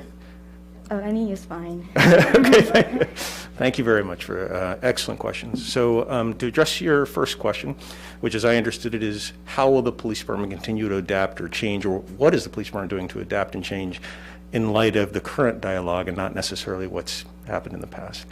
And a couple things I wanted to take the opportunity to clarify as well is that some of the training that we've done historically, things like intelligent ways of speaking to people to de-escalate situations, or things about implicit bias training, has happened in the past for sure. That training is always being modified according to best practices, informed from a variety of sources, including our own community. In fact, we have this week a meeting of our Community Advisory Committee for the Police Department, to active members of the community to play a role in advising the Police Department in that whole question of not just what does the community need, but how does it expect from its police department. Some of the training as well, though, was new. De-escalation training is actually the specific training, a full 8-hour block of training focused just on a variety of de-escalation strategies and how they can be effectively employed by one officer or two officers or three, depending on the situation. All of that is relatively new in the area of policing. Policing as a profession is not static, much like any profession. We learn by best practices, we learn by research, and we learn by study. And that is one program that de-escalation training was a relatively new training program. Now, elements of de-escalation have been taught for years in other sorts of training environments, but that focus of an effort was relatively new in the law enforcement profession across this country. And that training continues to evolve as well. In fact, we'll be discussing that again with our Community Advisory Committee coming up this week. And then other training are completely new. So I mentioned the cross-cultural competencies training. That is something that was actually created here at the Chula Vista Police Department and created just in the last many months. It's not something that has been historically taught. Now, again, we've taught elements of it, like dialogue and cross-cultural knowledge and being conscious of our own cultural biases in many other training programs for years and years, if not decades. But the kind of intense focus on that is new. In addition, rolling that out into our training environment, not just for the officers we have working today, so that every single officer we hire on for the future gets the same cross-cultural base of knowledge at the very begin with. Now, I have no doubt that there's going to be even more training programs through learning through the future. And so the short answer, that was a really long answer to your basic question, but the short answer is yes, we will continue to develop new training programs just like we have in this last year. Now, it's important to also recognize that formal training is one thing, but we also spend a lot of time, our chief directly spends a lot of time talking personally one-on-one with officers in roll call environments, with our supervisor corps, the team that leads folks in the field and in detectives and other places, to really imbue and reinforce the message of the vision of this organization, of the importance of compassionate policing and the importance of the heart behind the badge. And that is also imbued into all of our training as well. And then hope that answered your question. The second, to answer your second question, and I apologize, what was your second question again? If you could clarify that your policy states that when you are talking with a student, you don't ask for their immigration status. That's right. Our officers are prohibited from asking. We don't ask. We don't care anybody's immigration status. We're prohibited by law from being involved in the direct enforcement of immigration. We don't play any role at that. We are worried about community safety. And if somebody commits a crime in our community, that's of course a responsibility. That's of course a concern to us. We don't want anybody to be victimized in our community. Immigration status as a potential victim, a witness, an individual this that we're randomly talking to, a student in schools, a staff member, or even immigration status of a suspected offender of a crime there's no relevance to us whatsoever. We do not ask. You are correct in that prohibition. Okay, thank you. Thank you. Trustee Hall, go ahead.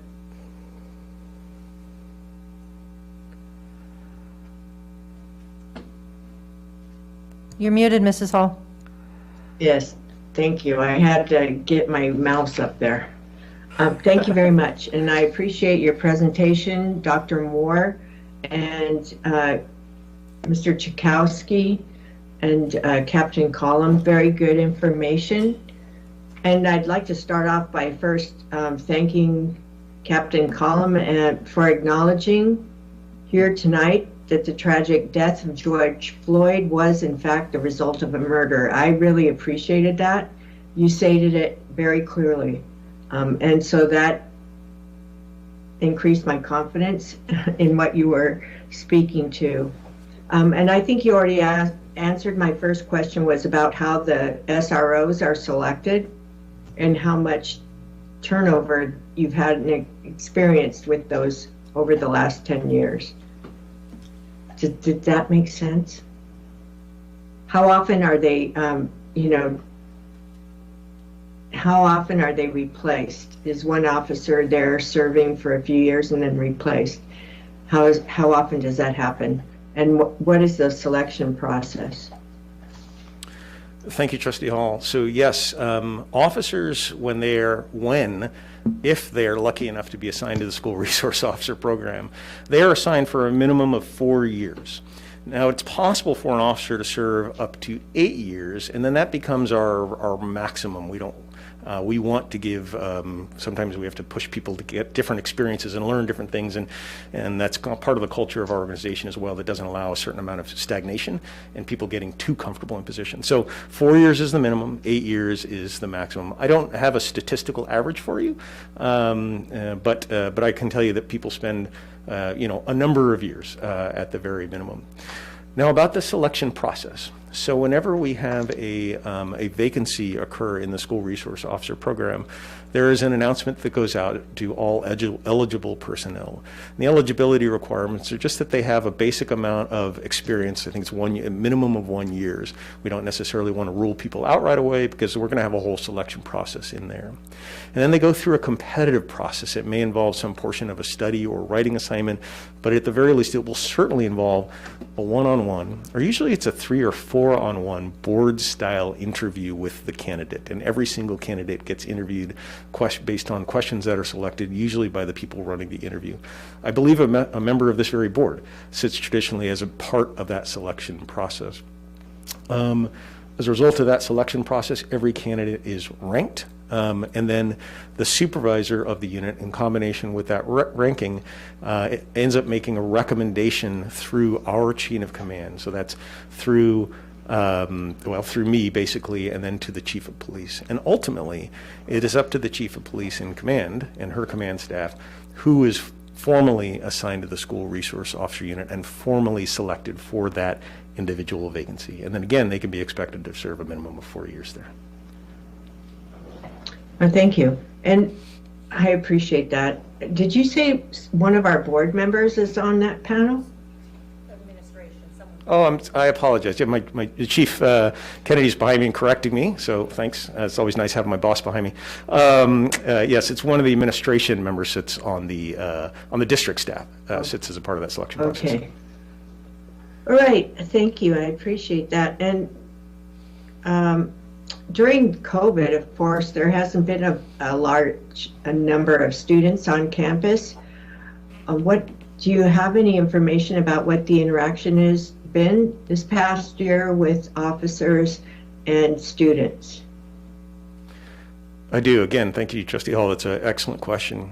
So I believe prior to this meeting, there was several sheets of paper, a package that was provided that went into some great detail about the variety of things that our school resource officer program did. In that presentation, there was, I think, 2 to 3 pages dedicated specifically to what the SROs have been doing over the past year and a half over the pandemic situation.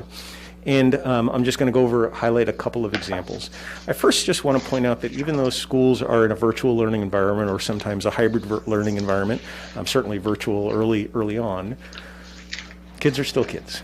And they are having experiences with other kids, with their family, and all sorts of things all the time. And sometimes our police officers are called to respond to those as well. So our school resource officers are not just officers with that knowledge and expertise that exclusively work only at the schools, but they can bring that expertise and all of those resources that I talked about, the diversion programs, the counselor programs, and all the systems in play, and we can leverage those resources even outside of the school when appropriate. And so as there are interactions, as the police are called to circumstances or other circumstances exist, they continue serving in that role, even outside of the school campus, regardless of whether it's pandemic at times or other times. Now, a lot of the other things that our school resource officers did during the pandemic year focused on some specific things about the pandemic. For example, early on in our police department, I'm sure this very board was probably concerned as well about what are some of the experiences that our students may be having now that they're not attending school on a regular basis, to which, if they were attending school, there would be somebody more readily able to identify a potential problem or an issue. I'm talking about some circumstances that require mandated reporting and other situations like that. And the fact that kids aren't in school, how do we help make sure those kids stay safe? If there's not somebody they're seeing every day, a teacher, a counselor, or even their peers and friends.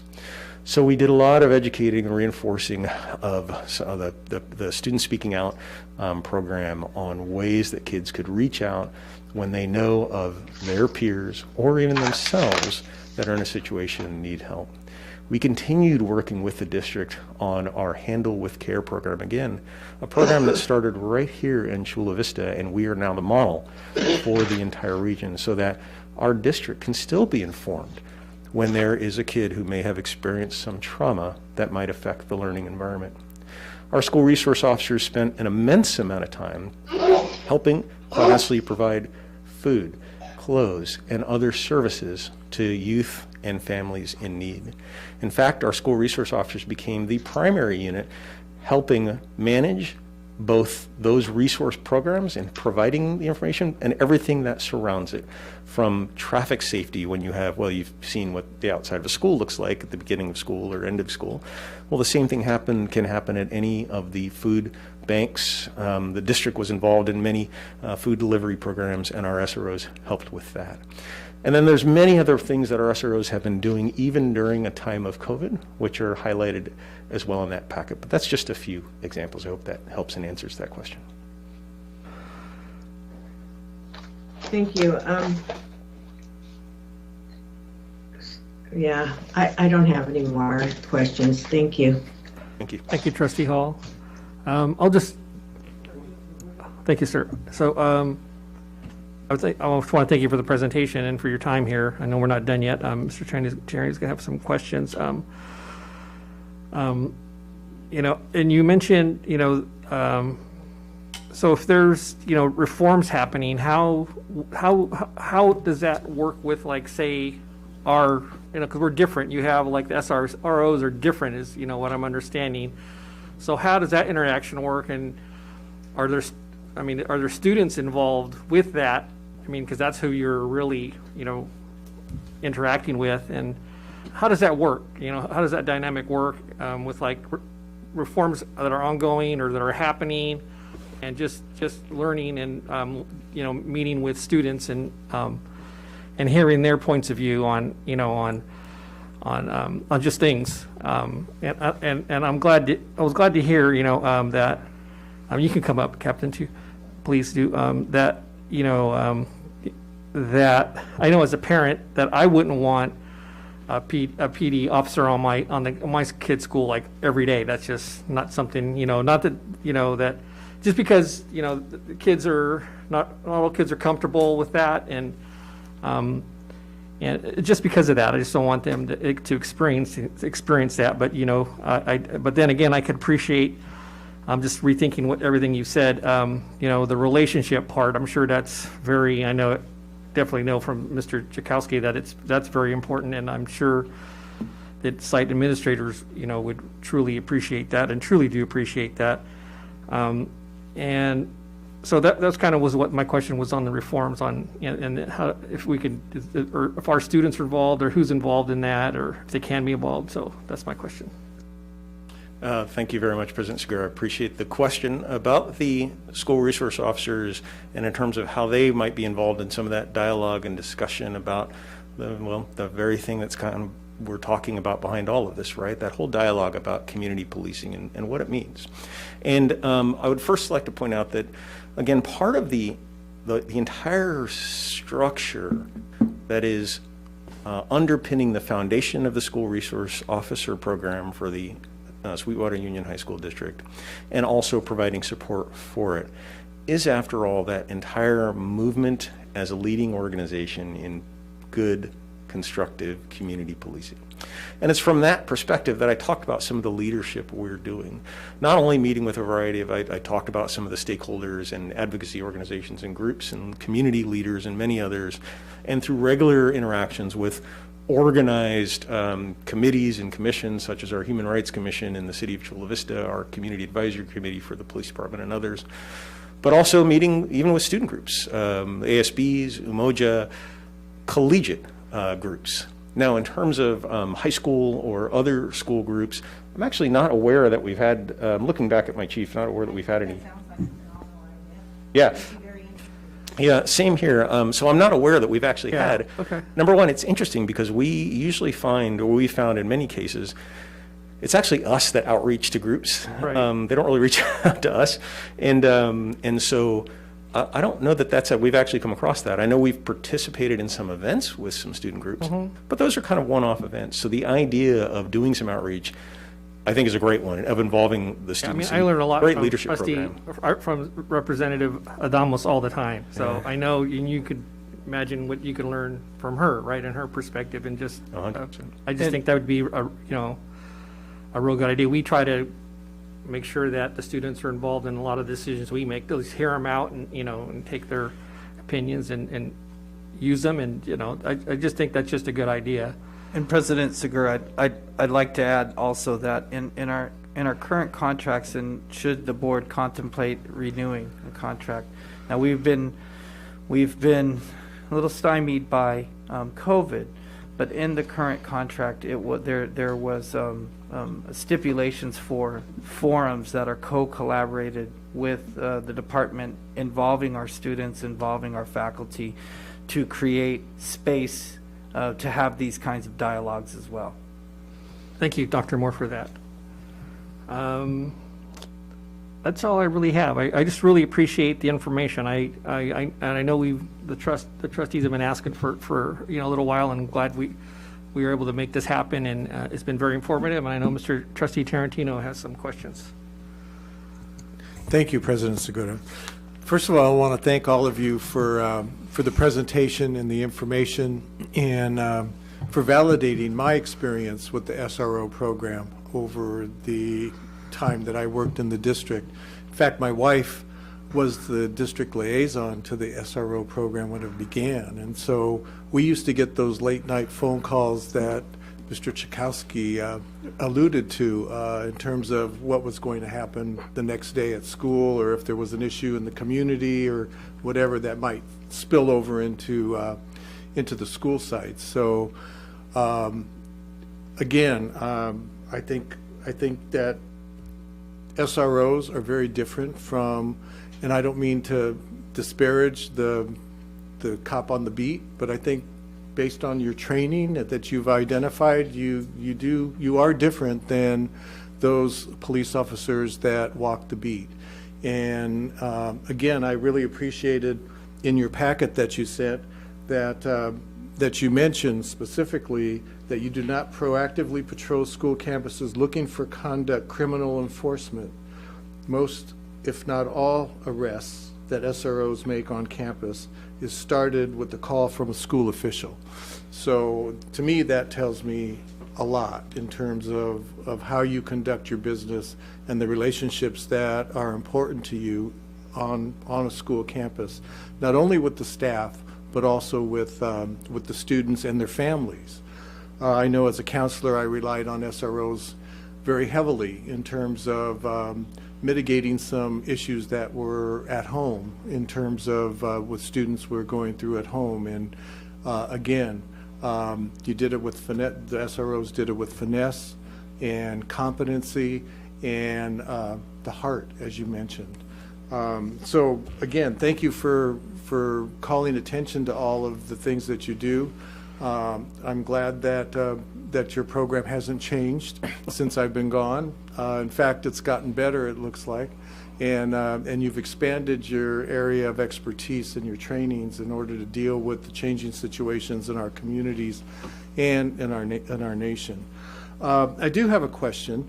Have you, and this is to Dr. Moore as well, from the district perspective, do you receive many complaints in terms of how you handle situations on campus? I mean, and I'm not asking for a number, but on a general thing, do you get a lot of complaints in terms of how you do your job? Thank you for that question, Commissioner Tarantino. We actually looked at some of that information in the preparation of this presentation, and also in a way of making sure that we would be available to answer any questions that at least we could anticipate. I wanted to say a couple of things. First off, we have, should we get a complaint, we have an entire complaint tracking system designed to do that. It's not only a tracking system, but it's also an early warning system, so that if we have, the system's designed so that if officers have a certain number of things happen that perhaps a human being might miss as, say, an officer is transferred from one supervisor to a different one as they move from one shift to another. The system is designed to capture those and basically flag potential problems or issues before they become significant issues, just like I talked about that intervention. When I thought about that, a very, very similar question, I struggle to think of actually a single one in our school resource officer program. I am aware that we do get periodic inquiries, questions that may come in from staff, or they're generally, I would say, from parents, about perhaps a certain situation where the police department was involved and there was some level of an investigation, where they call asking questions. And the questions may seem pointed, but the questions are, after all, questions. And of the situations I could think of, I could think of two off the top of my head. In both situations, this is in the past few years, in both situations, the questions that the family had was, why aren't you arresting that kid? Why aren't you enforcing? Why isn't that kid getting prosecuted and being sent to jail? It's not the opposite, which was just, again, I thought of it recently. We did check the data and check the information. We couldn't think of a single complaint, nor is there any data about a single complaint that came in about the conduct of our officers and personnel, or about any misbehavior of the officer and personnel. Again, we do get inquiries and questions. And sometimes we get a complaint, what I would classify as a complaint, about a policy or procedure, like not arresting the kid and taking him to juvenile hall or something of that nature, but nothing involving an individual SRO's conduct, specific performance, or their behavior at the school district. And I think that's, again, I appreciate your words and your comments so much. I hope that we've gotten a little better over time, but I believe we're a wiser organization. It's not to say that we're perfect. That is, after all, why we listen and we continue to grow and learn. And we are, after all, an organization made up of human beings, and no human being is infallible. But no complaints that we're aware of about the conduct of an officer.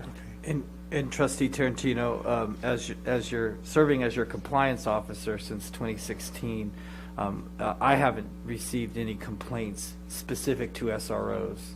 Certainly received many complaints, but none specific to SROs. Thank you.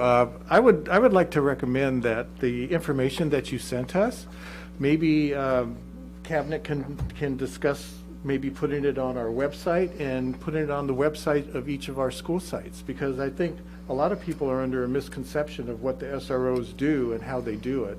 And this was excellent. Thank you very much for providing this to us. I really appreciate it. That's all I had. Thank you. Thank you, Trustee Tarantino. Vice President Solis, go ahead, sir. Thank you, President Segura. Thank you, Captain Cullum and Chief Kennedy and the rest of the police officers for being there, and thank you for this information. I grew up in South Los Angeles in the 80s and the 90s, so I've seen and been part of many things that told me that there's some people shouldn't be officers. So I appreciate a lot of the things that you have here and all the education that's taking place. So with regards to if you need to detain a minor at a school site, what precautions or what measures are taken to prevent the school population from viewing that? So I can, thank you for your question, Vice President Solis. I can address that in a general sense, but then I might ask Sergeant Piccone, who is here with me, and the supervisor maybe still here with me, and the supervisor of the unit to address a portion of it as well. I think I'm going to surprise him because he was outside the office. So I'm going to restate your question just so you know, which is what kind of measures do the school resource officers take when there is a need to detain a juvenile on campus from basically disrupting, or even the rest of the campus having to see that? That's at least how I interpret the question. And I can say a couple things generally first off. So our school resource officers, and this is again one of the advantage of the specifically trained and long-term personnel we have in the school resource officer unit and how carefully they're selected, they don't respond to a call and just detain the juvenile. That's not what they're trained to do. That's not how they respond. That's sometimes how police officers may react to situations. But SROs, as we've said, are a little bit of a unique person, number one, and a highly trained and carefully selected one, number two. Instead, they go and then they listen. And then they evaluate. And they determine what's the best recourse here. Perhaps it's no police involvement whatsoever, even though a school member may have called us to that circumstance. They work with the district to figure those things out. If there's a need to actually conduct a detention, they're very sensitive to the circumstances surrounding that detention. There's certainly some current concerns about we like to preserve people's privacy and confidentiality, and that's especially true for youth. And so we hope that those sort of situations, should we ever be called to them, occur in the privacy of an office space environment or something similar.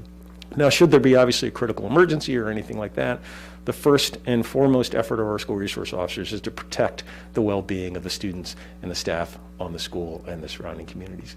But Sergeant Piccone is here with me and may have another couple of words. Do you mind, Sergeant Piccone, to share about some of the strategies that our SROs may use when they're at a school campus to avoid too much disruption should a physical detention be necessary, and ways of doing that in privacy? So, Sergeant Piccone? Thank you. Yeah, I mean, it's very important that when we do get a call at a school, that we kind of think of everything and figure out the best way to not interrupt any kind of instruction or anything at the school. So we make a very, very cognizant effort that if we have a situation, we try to, at all costs, not make any kind of arrest at schools. We try to do it outside of school.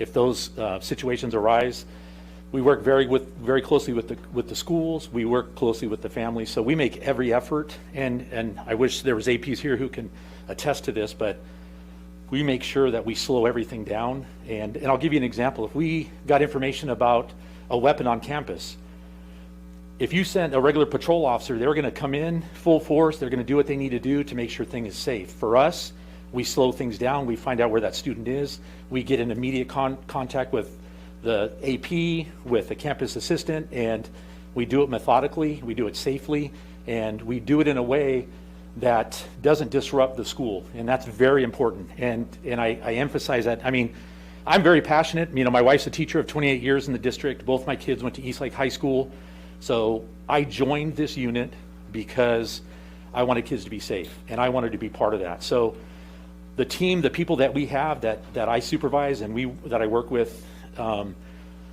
are former students, like my captain said. I mean, these officers truly believe in what they're doing, but we make every effort not to embarrass students. We do not let, if a a principal or an AP wanted to maybe send a message that things are not, something at a school and parade a student through the campus arrested, I don't believe in that. That's not our job. Our job is to make sure we handle the situation and that we treat every student with respect and we respect the student body. So, I mean, it's always a challenge, but we're committed to it.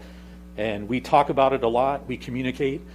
I can't tell you how many times I've received phone calls at 2 in the morning where we have a student who's posted something on social media. I take that call. I'm the one who reach out to our patrol folks. I'm working with the schools. I mean, we've saved lives.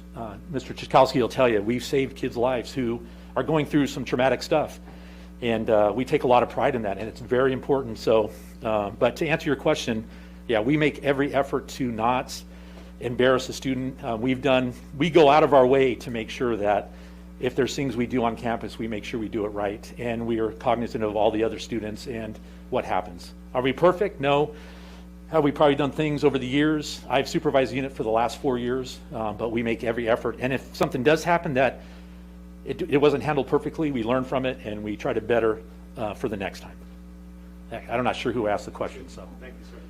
Thank you. Any questions for me? Thank you. Thank you. I appreciate that. With regards if some incident does occur and a student has to be detained and there's a large group of students that witness this, what kind of steps do you take to try to explain to the kids? I know a lot of personal information you can't give out, but is there anything that you guys do to try to soften the blow to those kids that witness that? Thank you again, Vice President Solis. Poor Sergeant Piccone, he thought he was done. Again, just in a general sense, I can also stay in, and I will ask Sergeant Piccone to come back up and express a couple more things from a more specific sense, because hopefully you got a sense of Sergeant Piccone's passion and belief in the value and importance of this program, not just today, but for the long term of our youth and our wellness as a learning environment for our kids. In any situation, when we have, if say it was a school and students, if it was even in public and there is people that questioned what happened, why did it happen, or anything of that nature, number one, you're right. We do have to protect individuals' confidentiality, and that is doubly so, triply so for youth and students as it is for adults in other situations. But the type of dialogue that we're having here today is not something that for our organization is different. There was a question previously about engaging the student population and some great ideas from President Segura, and I really appreciated and valued them. And as Dr. Moore said, there was written into the MOU this plan to do some of that dialogue constructively in a proactive fashion.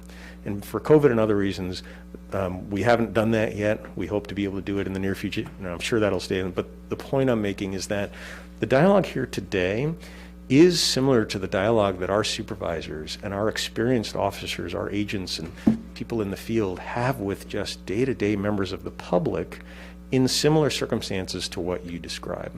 And then sometimes we can do it better, sometimes we do it better than others. Everybody's a human being, of course. Sometimes we have a certain capacity to do it. Other times we just have too much going on to do it in as much as we would like.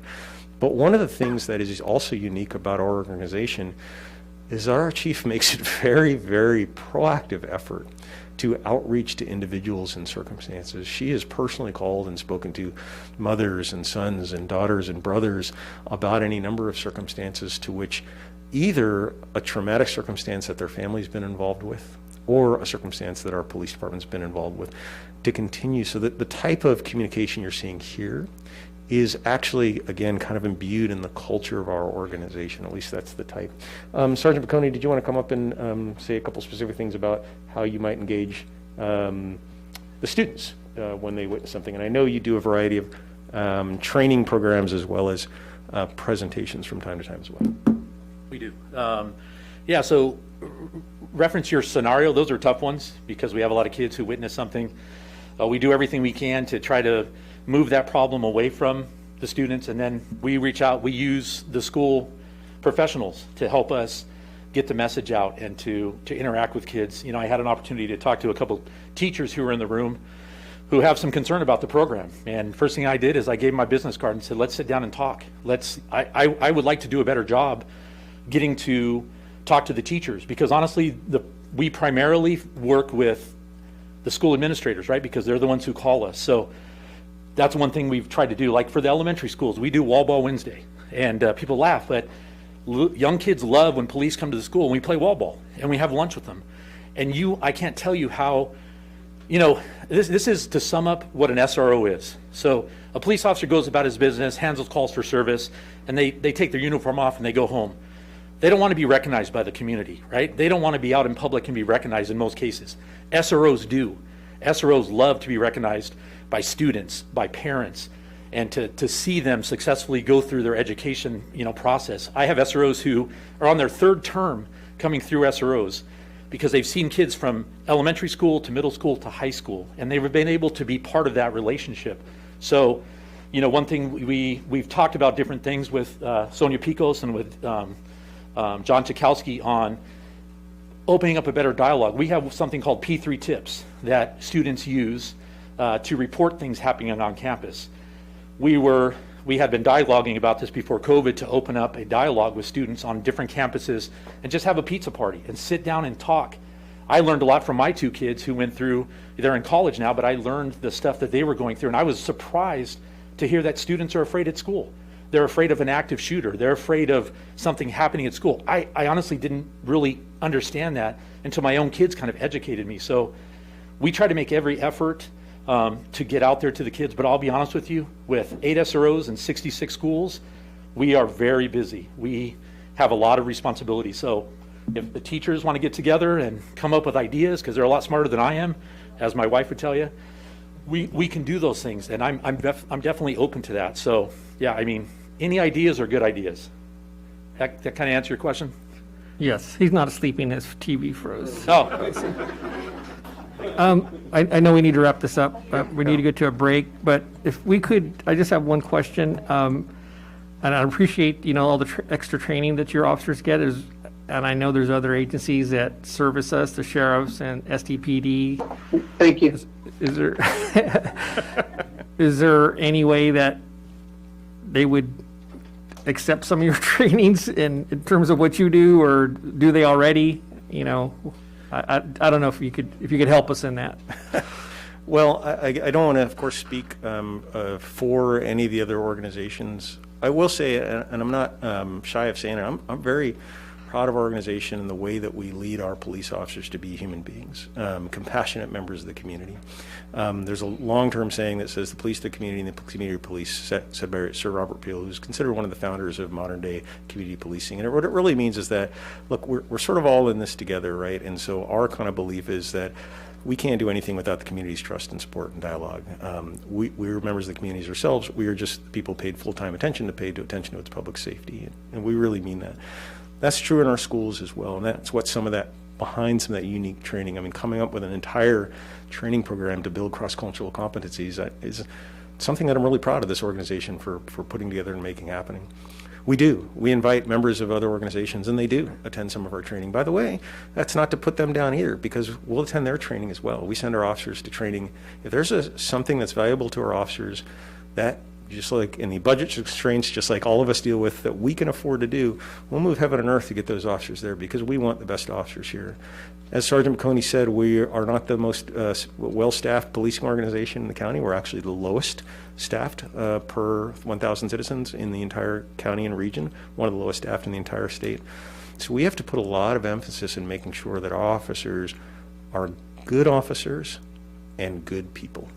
And that's where we spend a lot of that time and effort. It really does mean something to have a chief of police who not only passionately believes that, and this is coming from 27 years experience, because 27 years ago, this chief of police was my training officer in the field and taught me the very same thing 27 years ago. So she comes with that, and she is the president of the Regional Chiefs and Sheriffs Association. So that gives you an idea, hopefully, how much we want to put ourselves out there to be leaders and to help lead not just this region, but the entire state and country, if we can, in terms of our beliefs, and learn from others as well. Well, thank you for your time. Thank you. That concludes this presentation. Thank you. We'll take a 10-minute break. Come back at 8:25. It's 8 o'clock already. Thank you.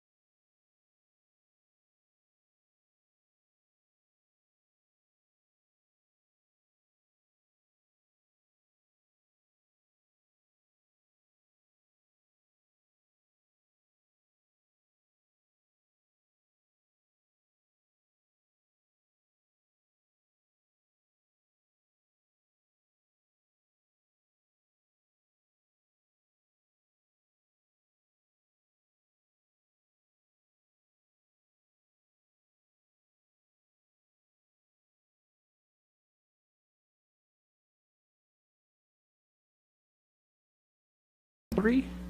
Oh, no, sir. Public communication? Public communication, there we go. You have a statement to read? Yes, let me get back to it. Let me find it. Page 4. I skipped page 4, obviously. There it is. Thank you, Deanne. This is a point on the agenda where members of the public may address the board on any matter not on the agenda and have 3 minutes each to do so, or the Board of Trustees cannot legally take action on or respond to the matters not posted on the public agenda, but will refer the matter to the superintendent's office for review and report. Thank you for your cooperation. The first speaker is Sarah Kesty. Hi, can you hear me okay? Yes, go ahead. Okay. As you said, my name is Sarah Kesty, and I'm one of your Sweetwater Teachers of the Year this year. And I think this is perfect timing following the student safety talk with the local police, because today I'm speaking as an advocate for child safety and as a member for San Diegans for Gun Violence Prevention. Now that we are hopefully seeing the end of the COVID epidemic, we are still living through another epidemic, the gun violence epidemic. Every day we see headlines about mass shootings and the rising toll of urban gun violence. At the same time, gun sales have hit record numbers, many to first-time owners who may not be as experienced with gun safety. California State Superintendent of Education Tony Thurmond has sent an urgent request to district superintendents and districts asking you to inform our school community about our California law regarding safe storage of firearms. In California, adults have a legal obligation to responsibly store their firearms. The easiest and safest way to comply with the law is to keep firearms in a locked container or secured with a locking device that renders the firearm non-operable, and to store ammunition separately. Here are a few facts about the repercussions of unsecured guns. An estimated 4.6 million American children live in households with at least one loaded, unlocked gun. Firearm-related deaths in the United States are the second leading cause of injury-related deaths in children between the ages of 1 and 17. Having an easily accessible gun in the home increases firearm-related injuries, deaths, crimes, and deaths by suicide. And here in San Diego County, our suicide rate among those aged 18 or younger is higher than the California state rate and continues to increase. Suicide attempts are often impulsive acts and are almost always fatal when a firearm is used. Having guns locked up can allow family, friends, and caregivers time to intervene to prevent a death. I can also share that as a teacher with 17 years experience, I have never had one school year pass without a student or their family being impacted by gun violence. Several students shared that they lost loved ones to gun violence in the past year, and a 7th grader from my school, from Castle Park Middle, was shot in the leg last fall. He's okay, but the gun violence shattered more than his leg bone. It changed the course of his school year and required him to learn to walk again. After every active shooter drill, I reflect on the risks that we run every day, just being at school. I have a makeshift toilet in my classroom in case we're on lockdown for an active shooter. This isn't okay for us, our kids, our teachers. On June 1st, the city of Chula Vista passed a proclamation for gun violence awareness.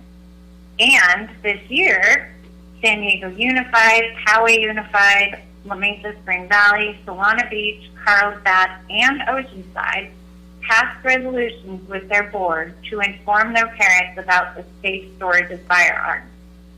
I'm asking that we at Sweetwater put a similar resolution on our next school board meeting.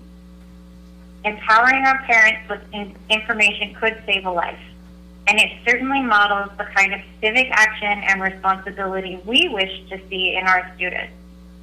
I will share potential resources with you so you can see what information may look like to send home to families. Thank you so much for listening. Our community and I look forward to you doing the right thing. Thank you. The next speaker is Chris Elam.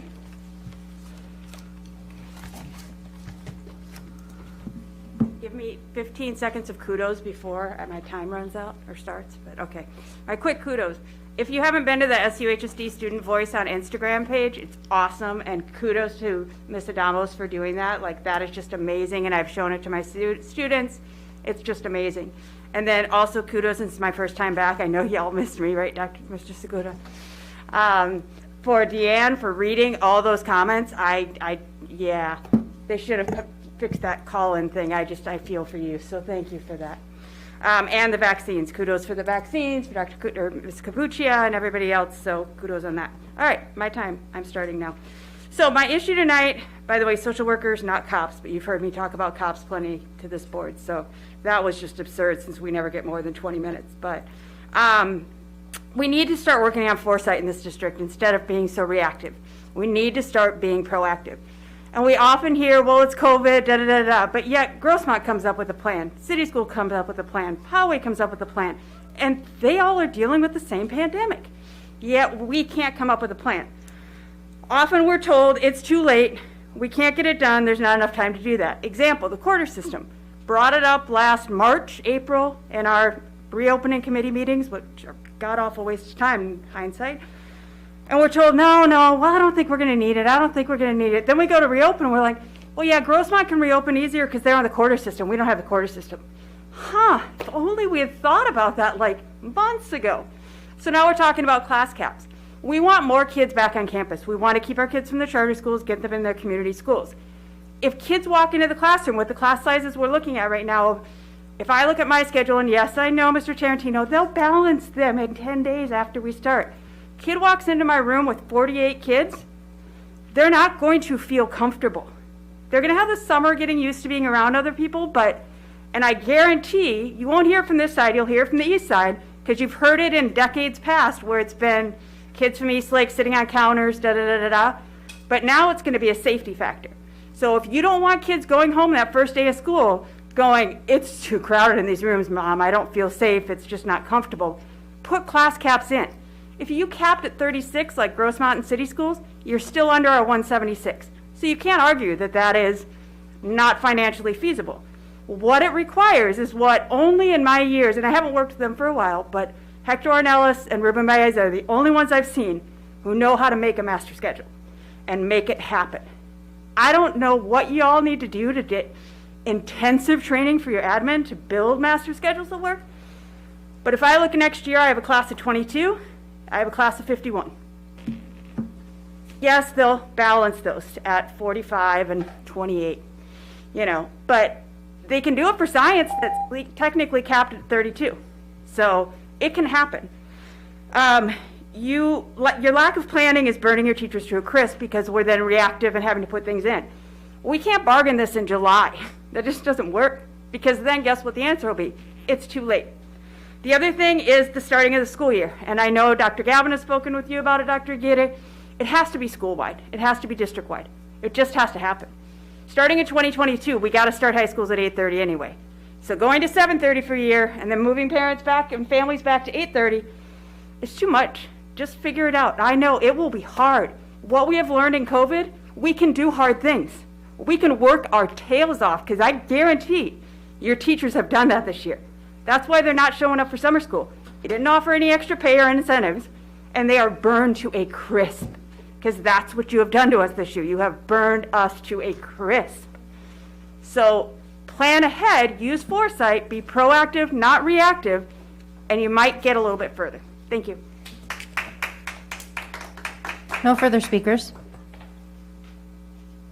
Thank you. Clerk of the Board, will you please read the items being pulled from the consent agenda? And Mr. Trustee Arencibia was okay with K2 not being pulled. Remove my check on K2. My apologies. Okay, and I do need to read out a correction for the closed session. The appointment for Jennifer Barker Hines was for a principal at Option Secondary School / Independent Study. The vote was correct of what you read out. The following items have been pulled. F3 by staff, G3 by Mr. Tarantino, G5 by Dr. Arancibia, and Q2 by Mr. Segura and the public. Thank you. Do I have a motion to approve the consent agenda?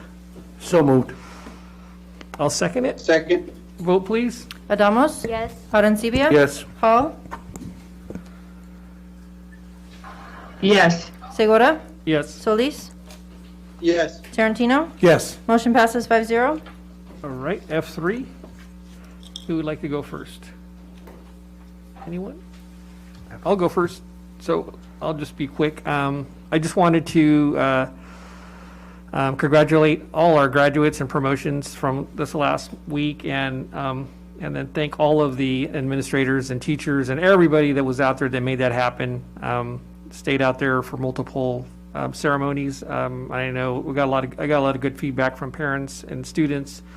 Saw my daughter graduate from Castle, so it was really nice to see all the humans again in person, and it's really it was really uplifting, and I truly appreciate those 2 days I spent out there, and I appreciate all the work that everybody did to make that happen. That wasn't easy, and I look forward to the summer. And that concludes my comments. Anybody else want to say anything?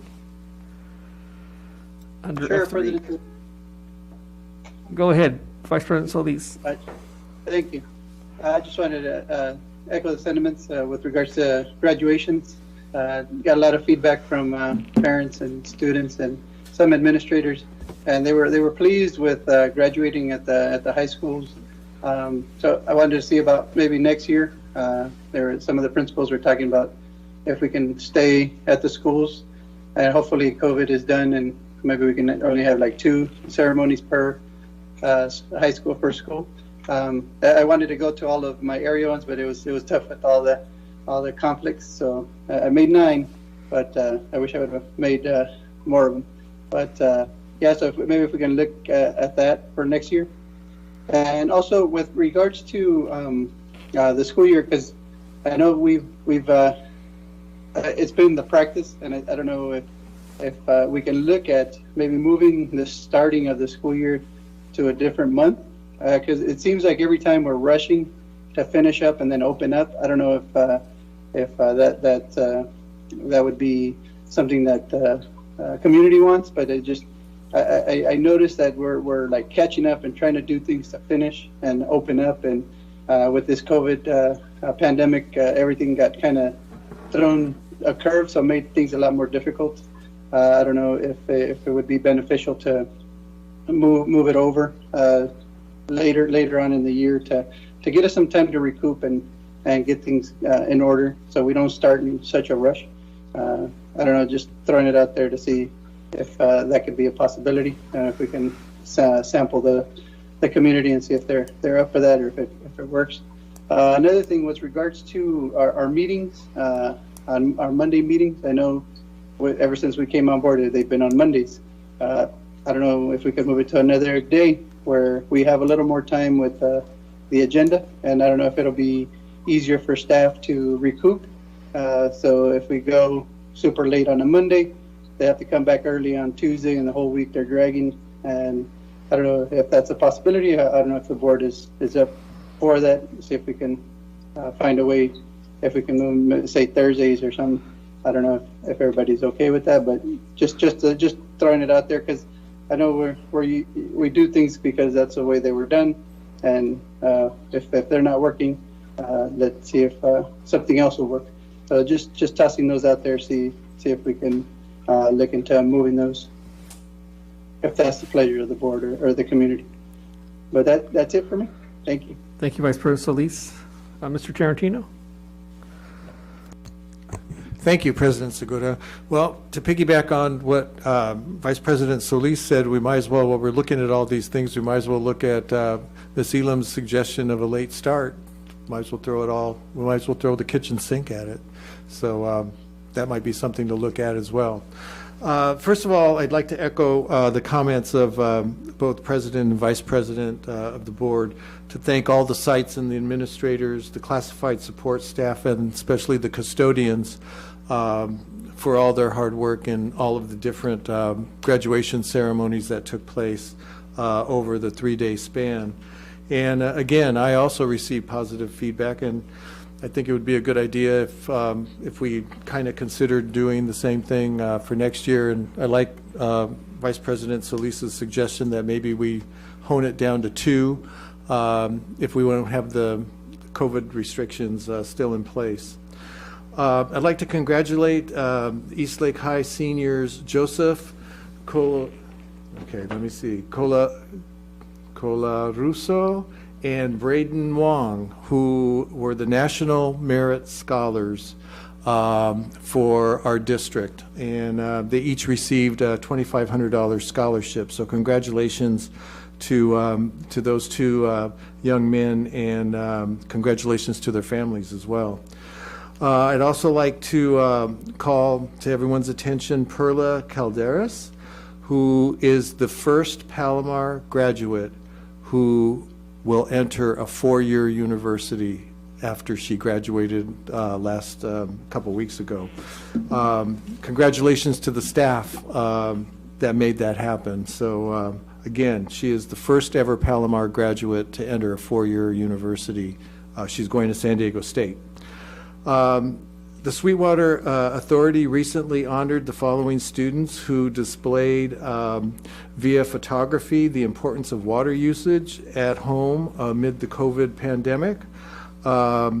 Mariah Jornagan, an 11th grader at Bonita Vista High School, got first place in the contest for black and white photos. Second place went to Ariel Van Dayrit, grade 12, Sioux High. And third place went to Trinity Fontexilia, 9th grader at East Lake High School. For the color category, color photography category, Kayla Rosenberg, Hilltop High, 9th grader. Second place, Araceli Romo, 10th grader at Chula Vista High. Third place, Alicia Courage, Bonita Vista High School, 12th grader. Thanks to Grants and Communication for the annual recognition of our school valedictorian and salutatorians, which appeared in the Union Tribune on May 27th. And finally, I'd like to recognize Lucia Rivera, Bonita Vista High senior, Flores Valdivia, Chula Vista High senior, for their reflections on the 2020-2021 school year, which appeared in the op-ed section of the San Diego Union on June 7th. Very well done. That's all I have, President Segura. Thank you, Trustee Tarantino. Trustee Hall, please. Go ahead. Thank you, President Segura. I also would like to see a study done on the possibility of changing the school year, because I know for many reasons the pressure on staff planning that, and especially on the financial side of the house, there's never a break, but this puts a special strain on them because of all the interims, closing out the fiscal year 1 year while trying to open another year is really a lot for that department to handle, and I think it's probably the same for many other functions of the district. So I appreciate that Vice President Segura Solis and Mr. Tarantino both asked for that, a look at that. I would also like to thank staff. I'm not going to go into it, but tremendous work this past year. I really appreciate everything that was done. In the face of overwhelming odds and really tremendous hardships, you came through with flying colors. And I know our students, for the most part, did very well, and I'm looking forward to seeing them again next year. So my one ask this time is a repeated ask, because I started back in January asking for a presentation from Lori Van Orden, who is a part of a group, Be Best for Kids and Gun Safety. She does a presentation. She's done it to other school boards across our county regarding safe storage of firearms and gun safety, which is really ties back to what was already discussed this evening. But I was starting to ask this back in January. I know that I was asking for a stronger resolution and probably board policies around it, gun violence, that we really need to take a stand, especially now. It's not about Second Amendment Sorry about rights that, anymore. It's really about safety in our society. So that's my only ask, and I would hope that we see that forthcoming in the next few board meetings. Thank you. Thank you, Trustee Hall. Sounds like somebody has their, is not on mute. I don't know who that is, but we have a lot of noise in the background. If they could please mute. Yeah, I'm just going to keep it real quick. I'm going to say I'm really not in favor of changing the calendar, and I'll explain to you why. I have childcare issues with 2 daughters that I have to cart around. If we change one calendar, that means this whole year has been, that's one of the difficulties that the community's had in terms of childcare, because you had one student at one school, and then you had another school, a student at another school, and then we couldn't be on the same calendar. We weren't able to have vacations together. That's the whole idea of having the common calendar, number one. Number two, if we do decide to, I wouldn't mind in the future thinking about, hey, if everybody in the common calendar moves a little bit forward, that's fine, because yeah, I mean, the hottest days of the summer, we're inside classrooms where we might want to be other places. That would be my suggestion. But this year this is the first time that my girls will be on the same calendar in literally a year and 3 months. So, and I know that many of our constituents and many of our community members are very much about that.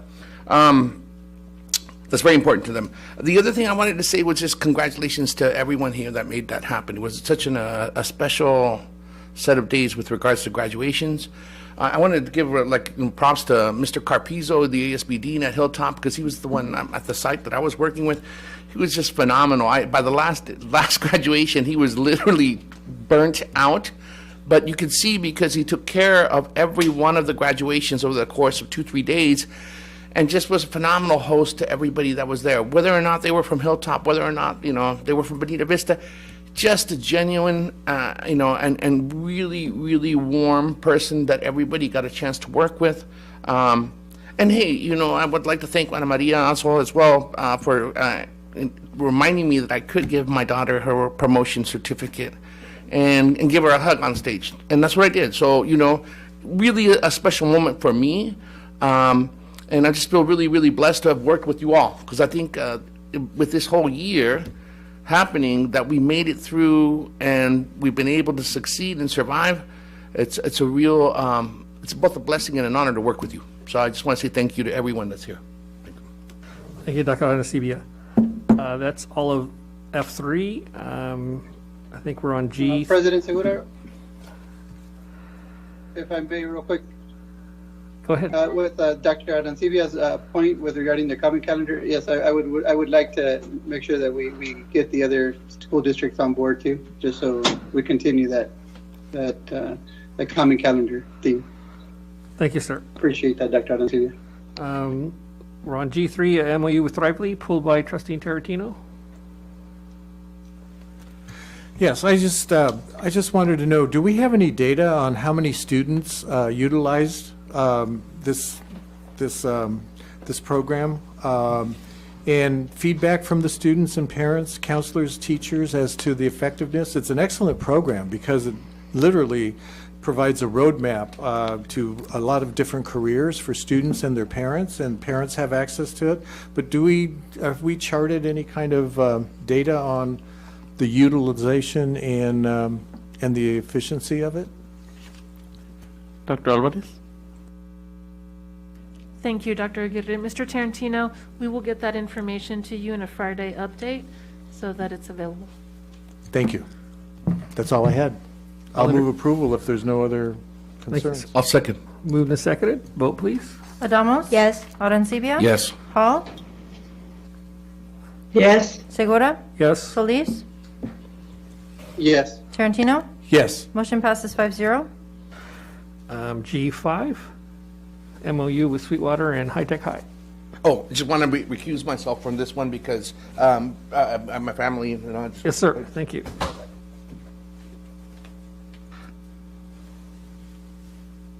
And that was actually pulled by him. He pulled it just so he could recuse, so he could just take a motion. Okay, good. I was confused there. Oh, so there was a motion, a second? No, you could take a motion. I just didn't know if somebody heard somebody. Did Oh, I'm you? sorry. Yeah. Arturo. Okay, thank you. Motion. I missed it. I'll second it. Vote, please. Adamos? Yes. Hall? Yes. Segura? Yes. Solis? Yes. Tarantino? Yes. Motion passes 4 yes, 1 recusal. All right. I believe that takes us all the way down to Q2, correct? Yes, I have public speakers on this item. Yes. The first speaker is Jessica, I think it's Davis?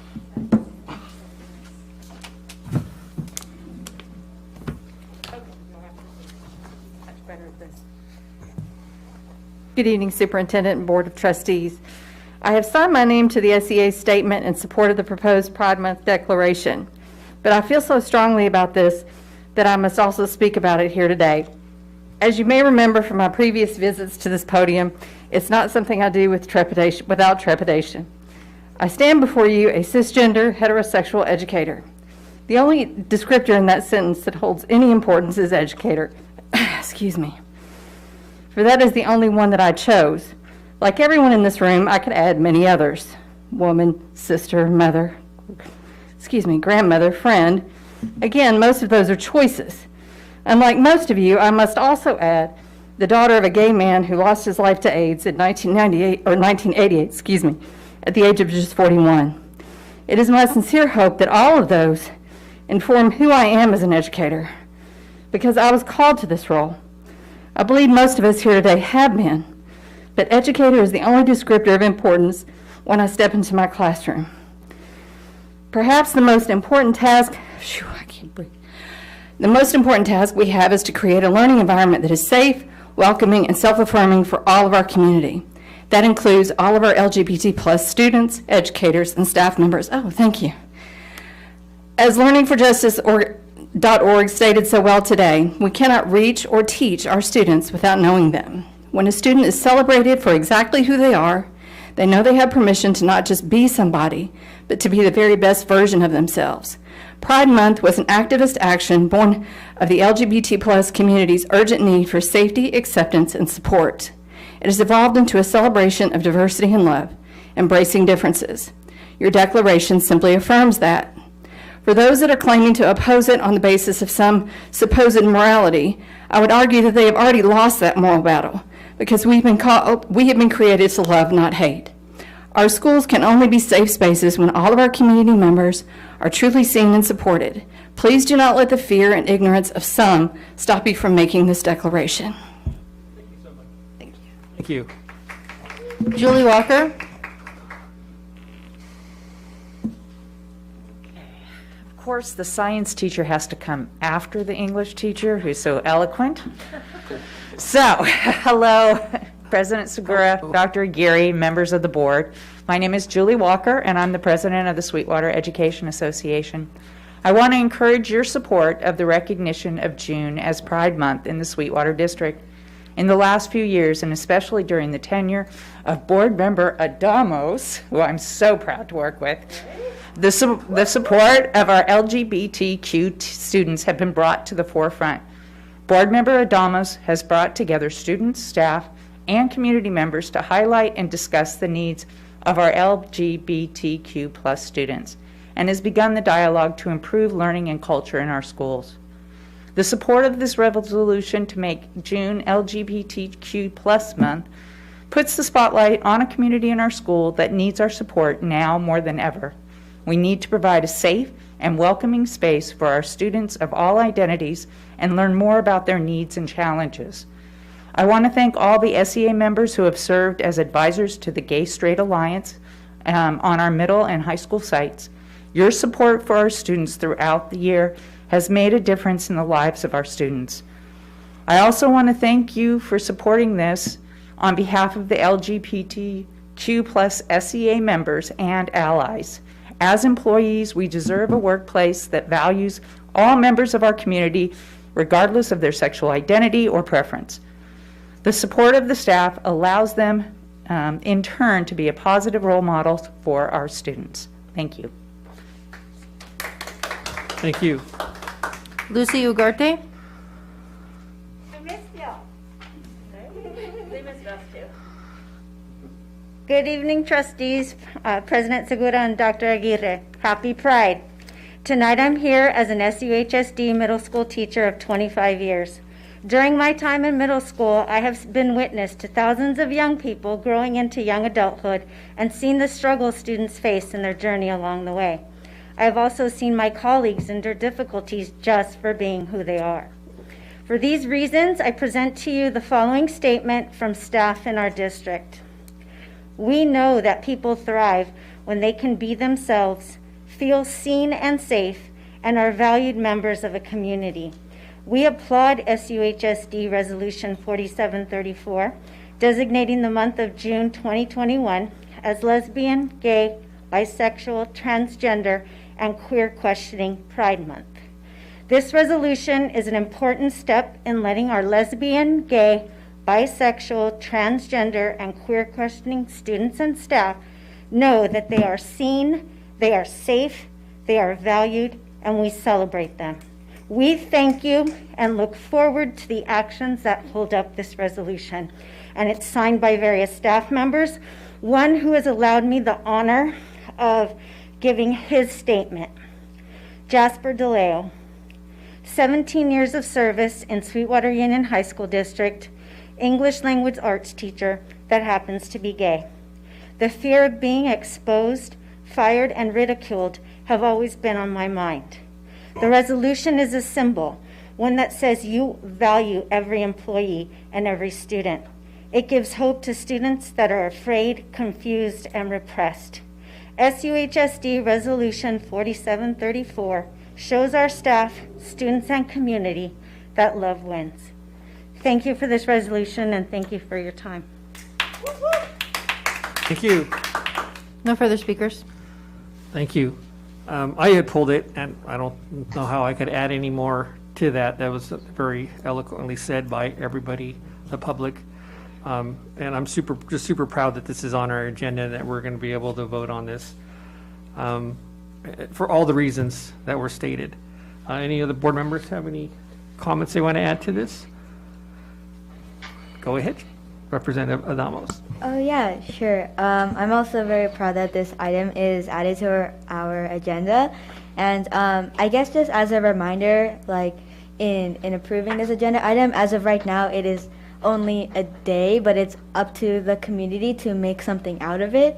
So we can take the celebration of LGBTQ plus celebration month, and we can use it as a way to further engage with the LGBTQ plus community. Because as of right now, the resolution only means that we are celebrating within the month of June. But just as a reminder, it can go like much further than that. It can kind of exceed into how we teach, and how we include LGBT heroes into our education, how we want to represent our students in, the community at large. And this is just like a stepping point of like how this can like expand into a more collective learning environment. So, but overall, I'm really glad that this was like brought up on the agenda today, and yeah, happy Pride Month, everyone. Thank you. Trustee Hall. Thank you, President Segura. I just wanted to say I thank staff and everyone on the board for supporting this. Not only that, for passing resolutions that really do honor our diverse community and the needs of each one. And I can testify and share with all of you that teachers have spoken to me personally when I visited schools about what it meant to be feeling safe and accepted. Individuals who perhaps didn't feel that way before have stepped forward to say that to me, And it really has meant a lot to know that what we've done, these little resolutions they don't seem like much enough, but they really do have weight, and I appreciate that we're doing this tonight. Thank you. All right, no other comments, I'll entertain the motion. I move. I'll make a motion to approve. Not going to see seconds. Vote, please. Adamos? Yes. Arencibia? Yes. Hall? Yes. Segura? Yes. Solis? Yes. Tarantino? Yes. Motion passes 5-0. That concludes our board meeting. We are adjourned. Thank you. Thank you. Thank you. Good night. Good night.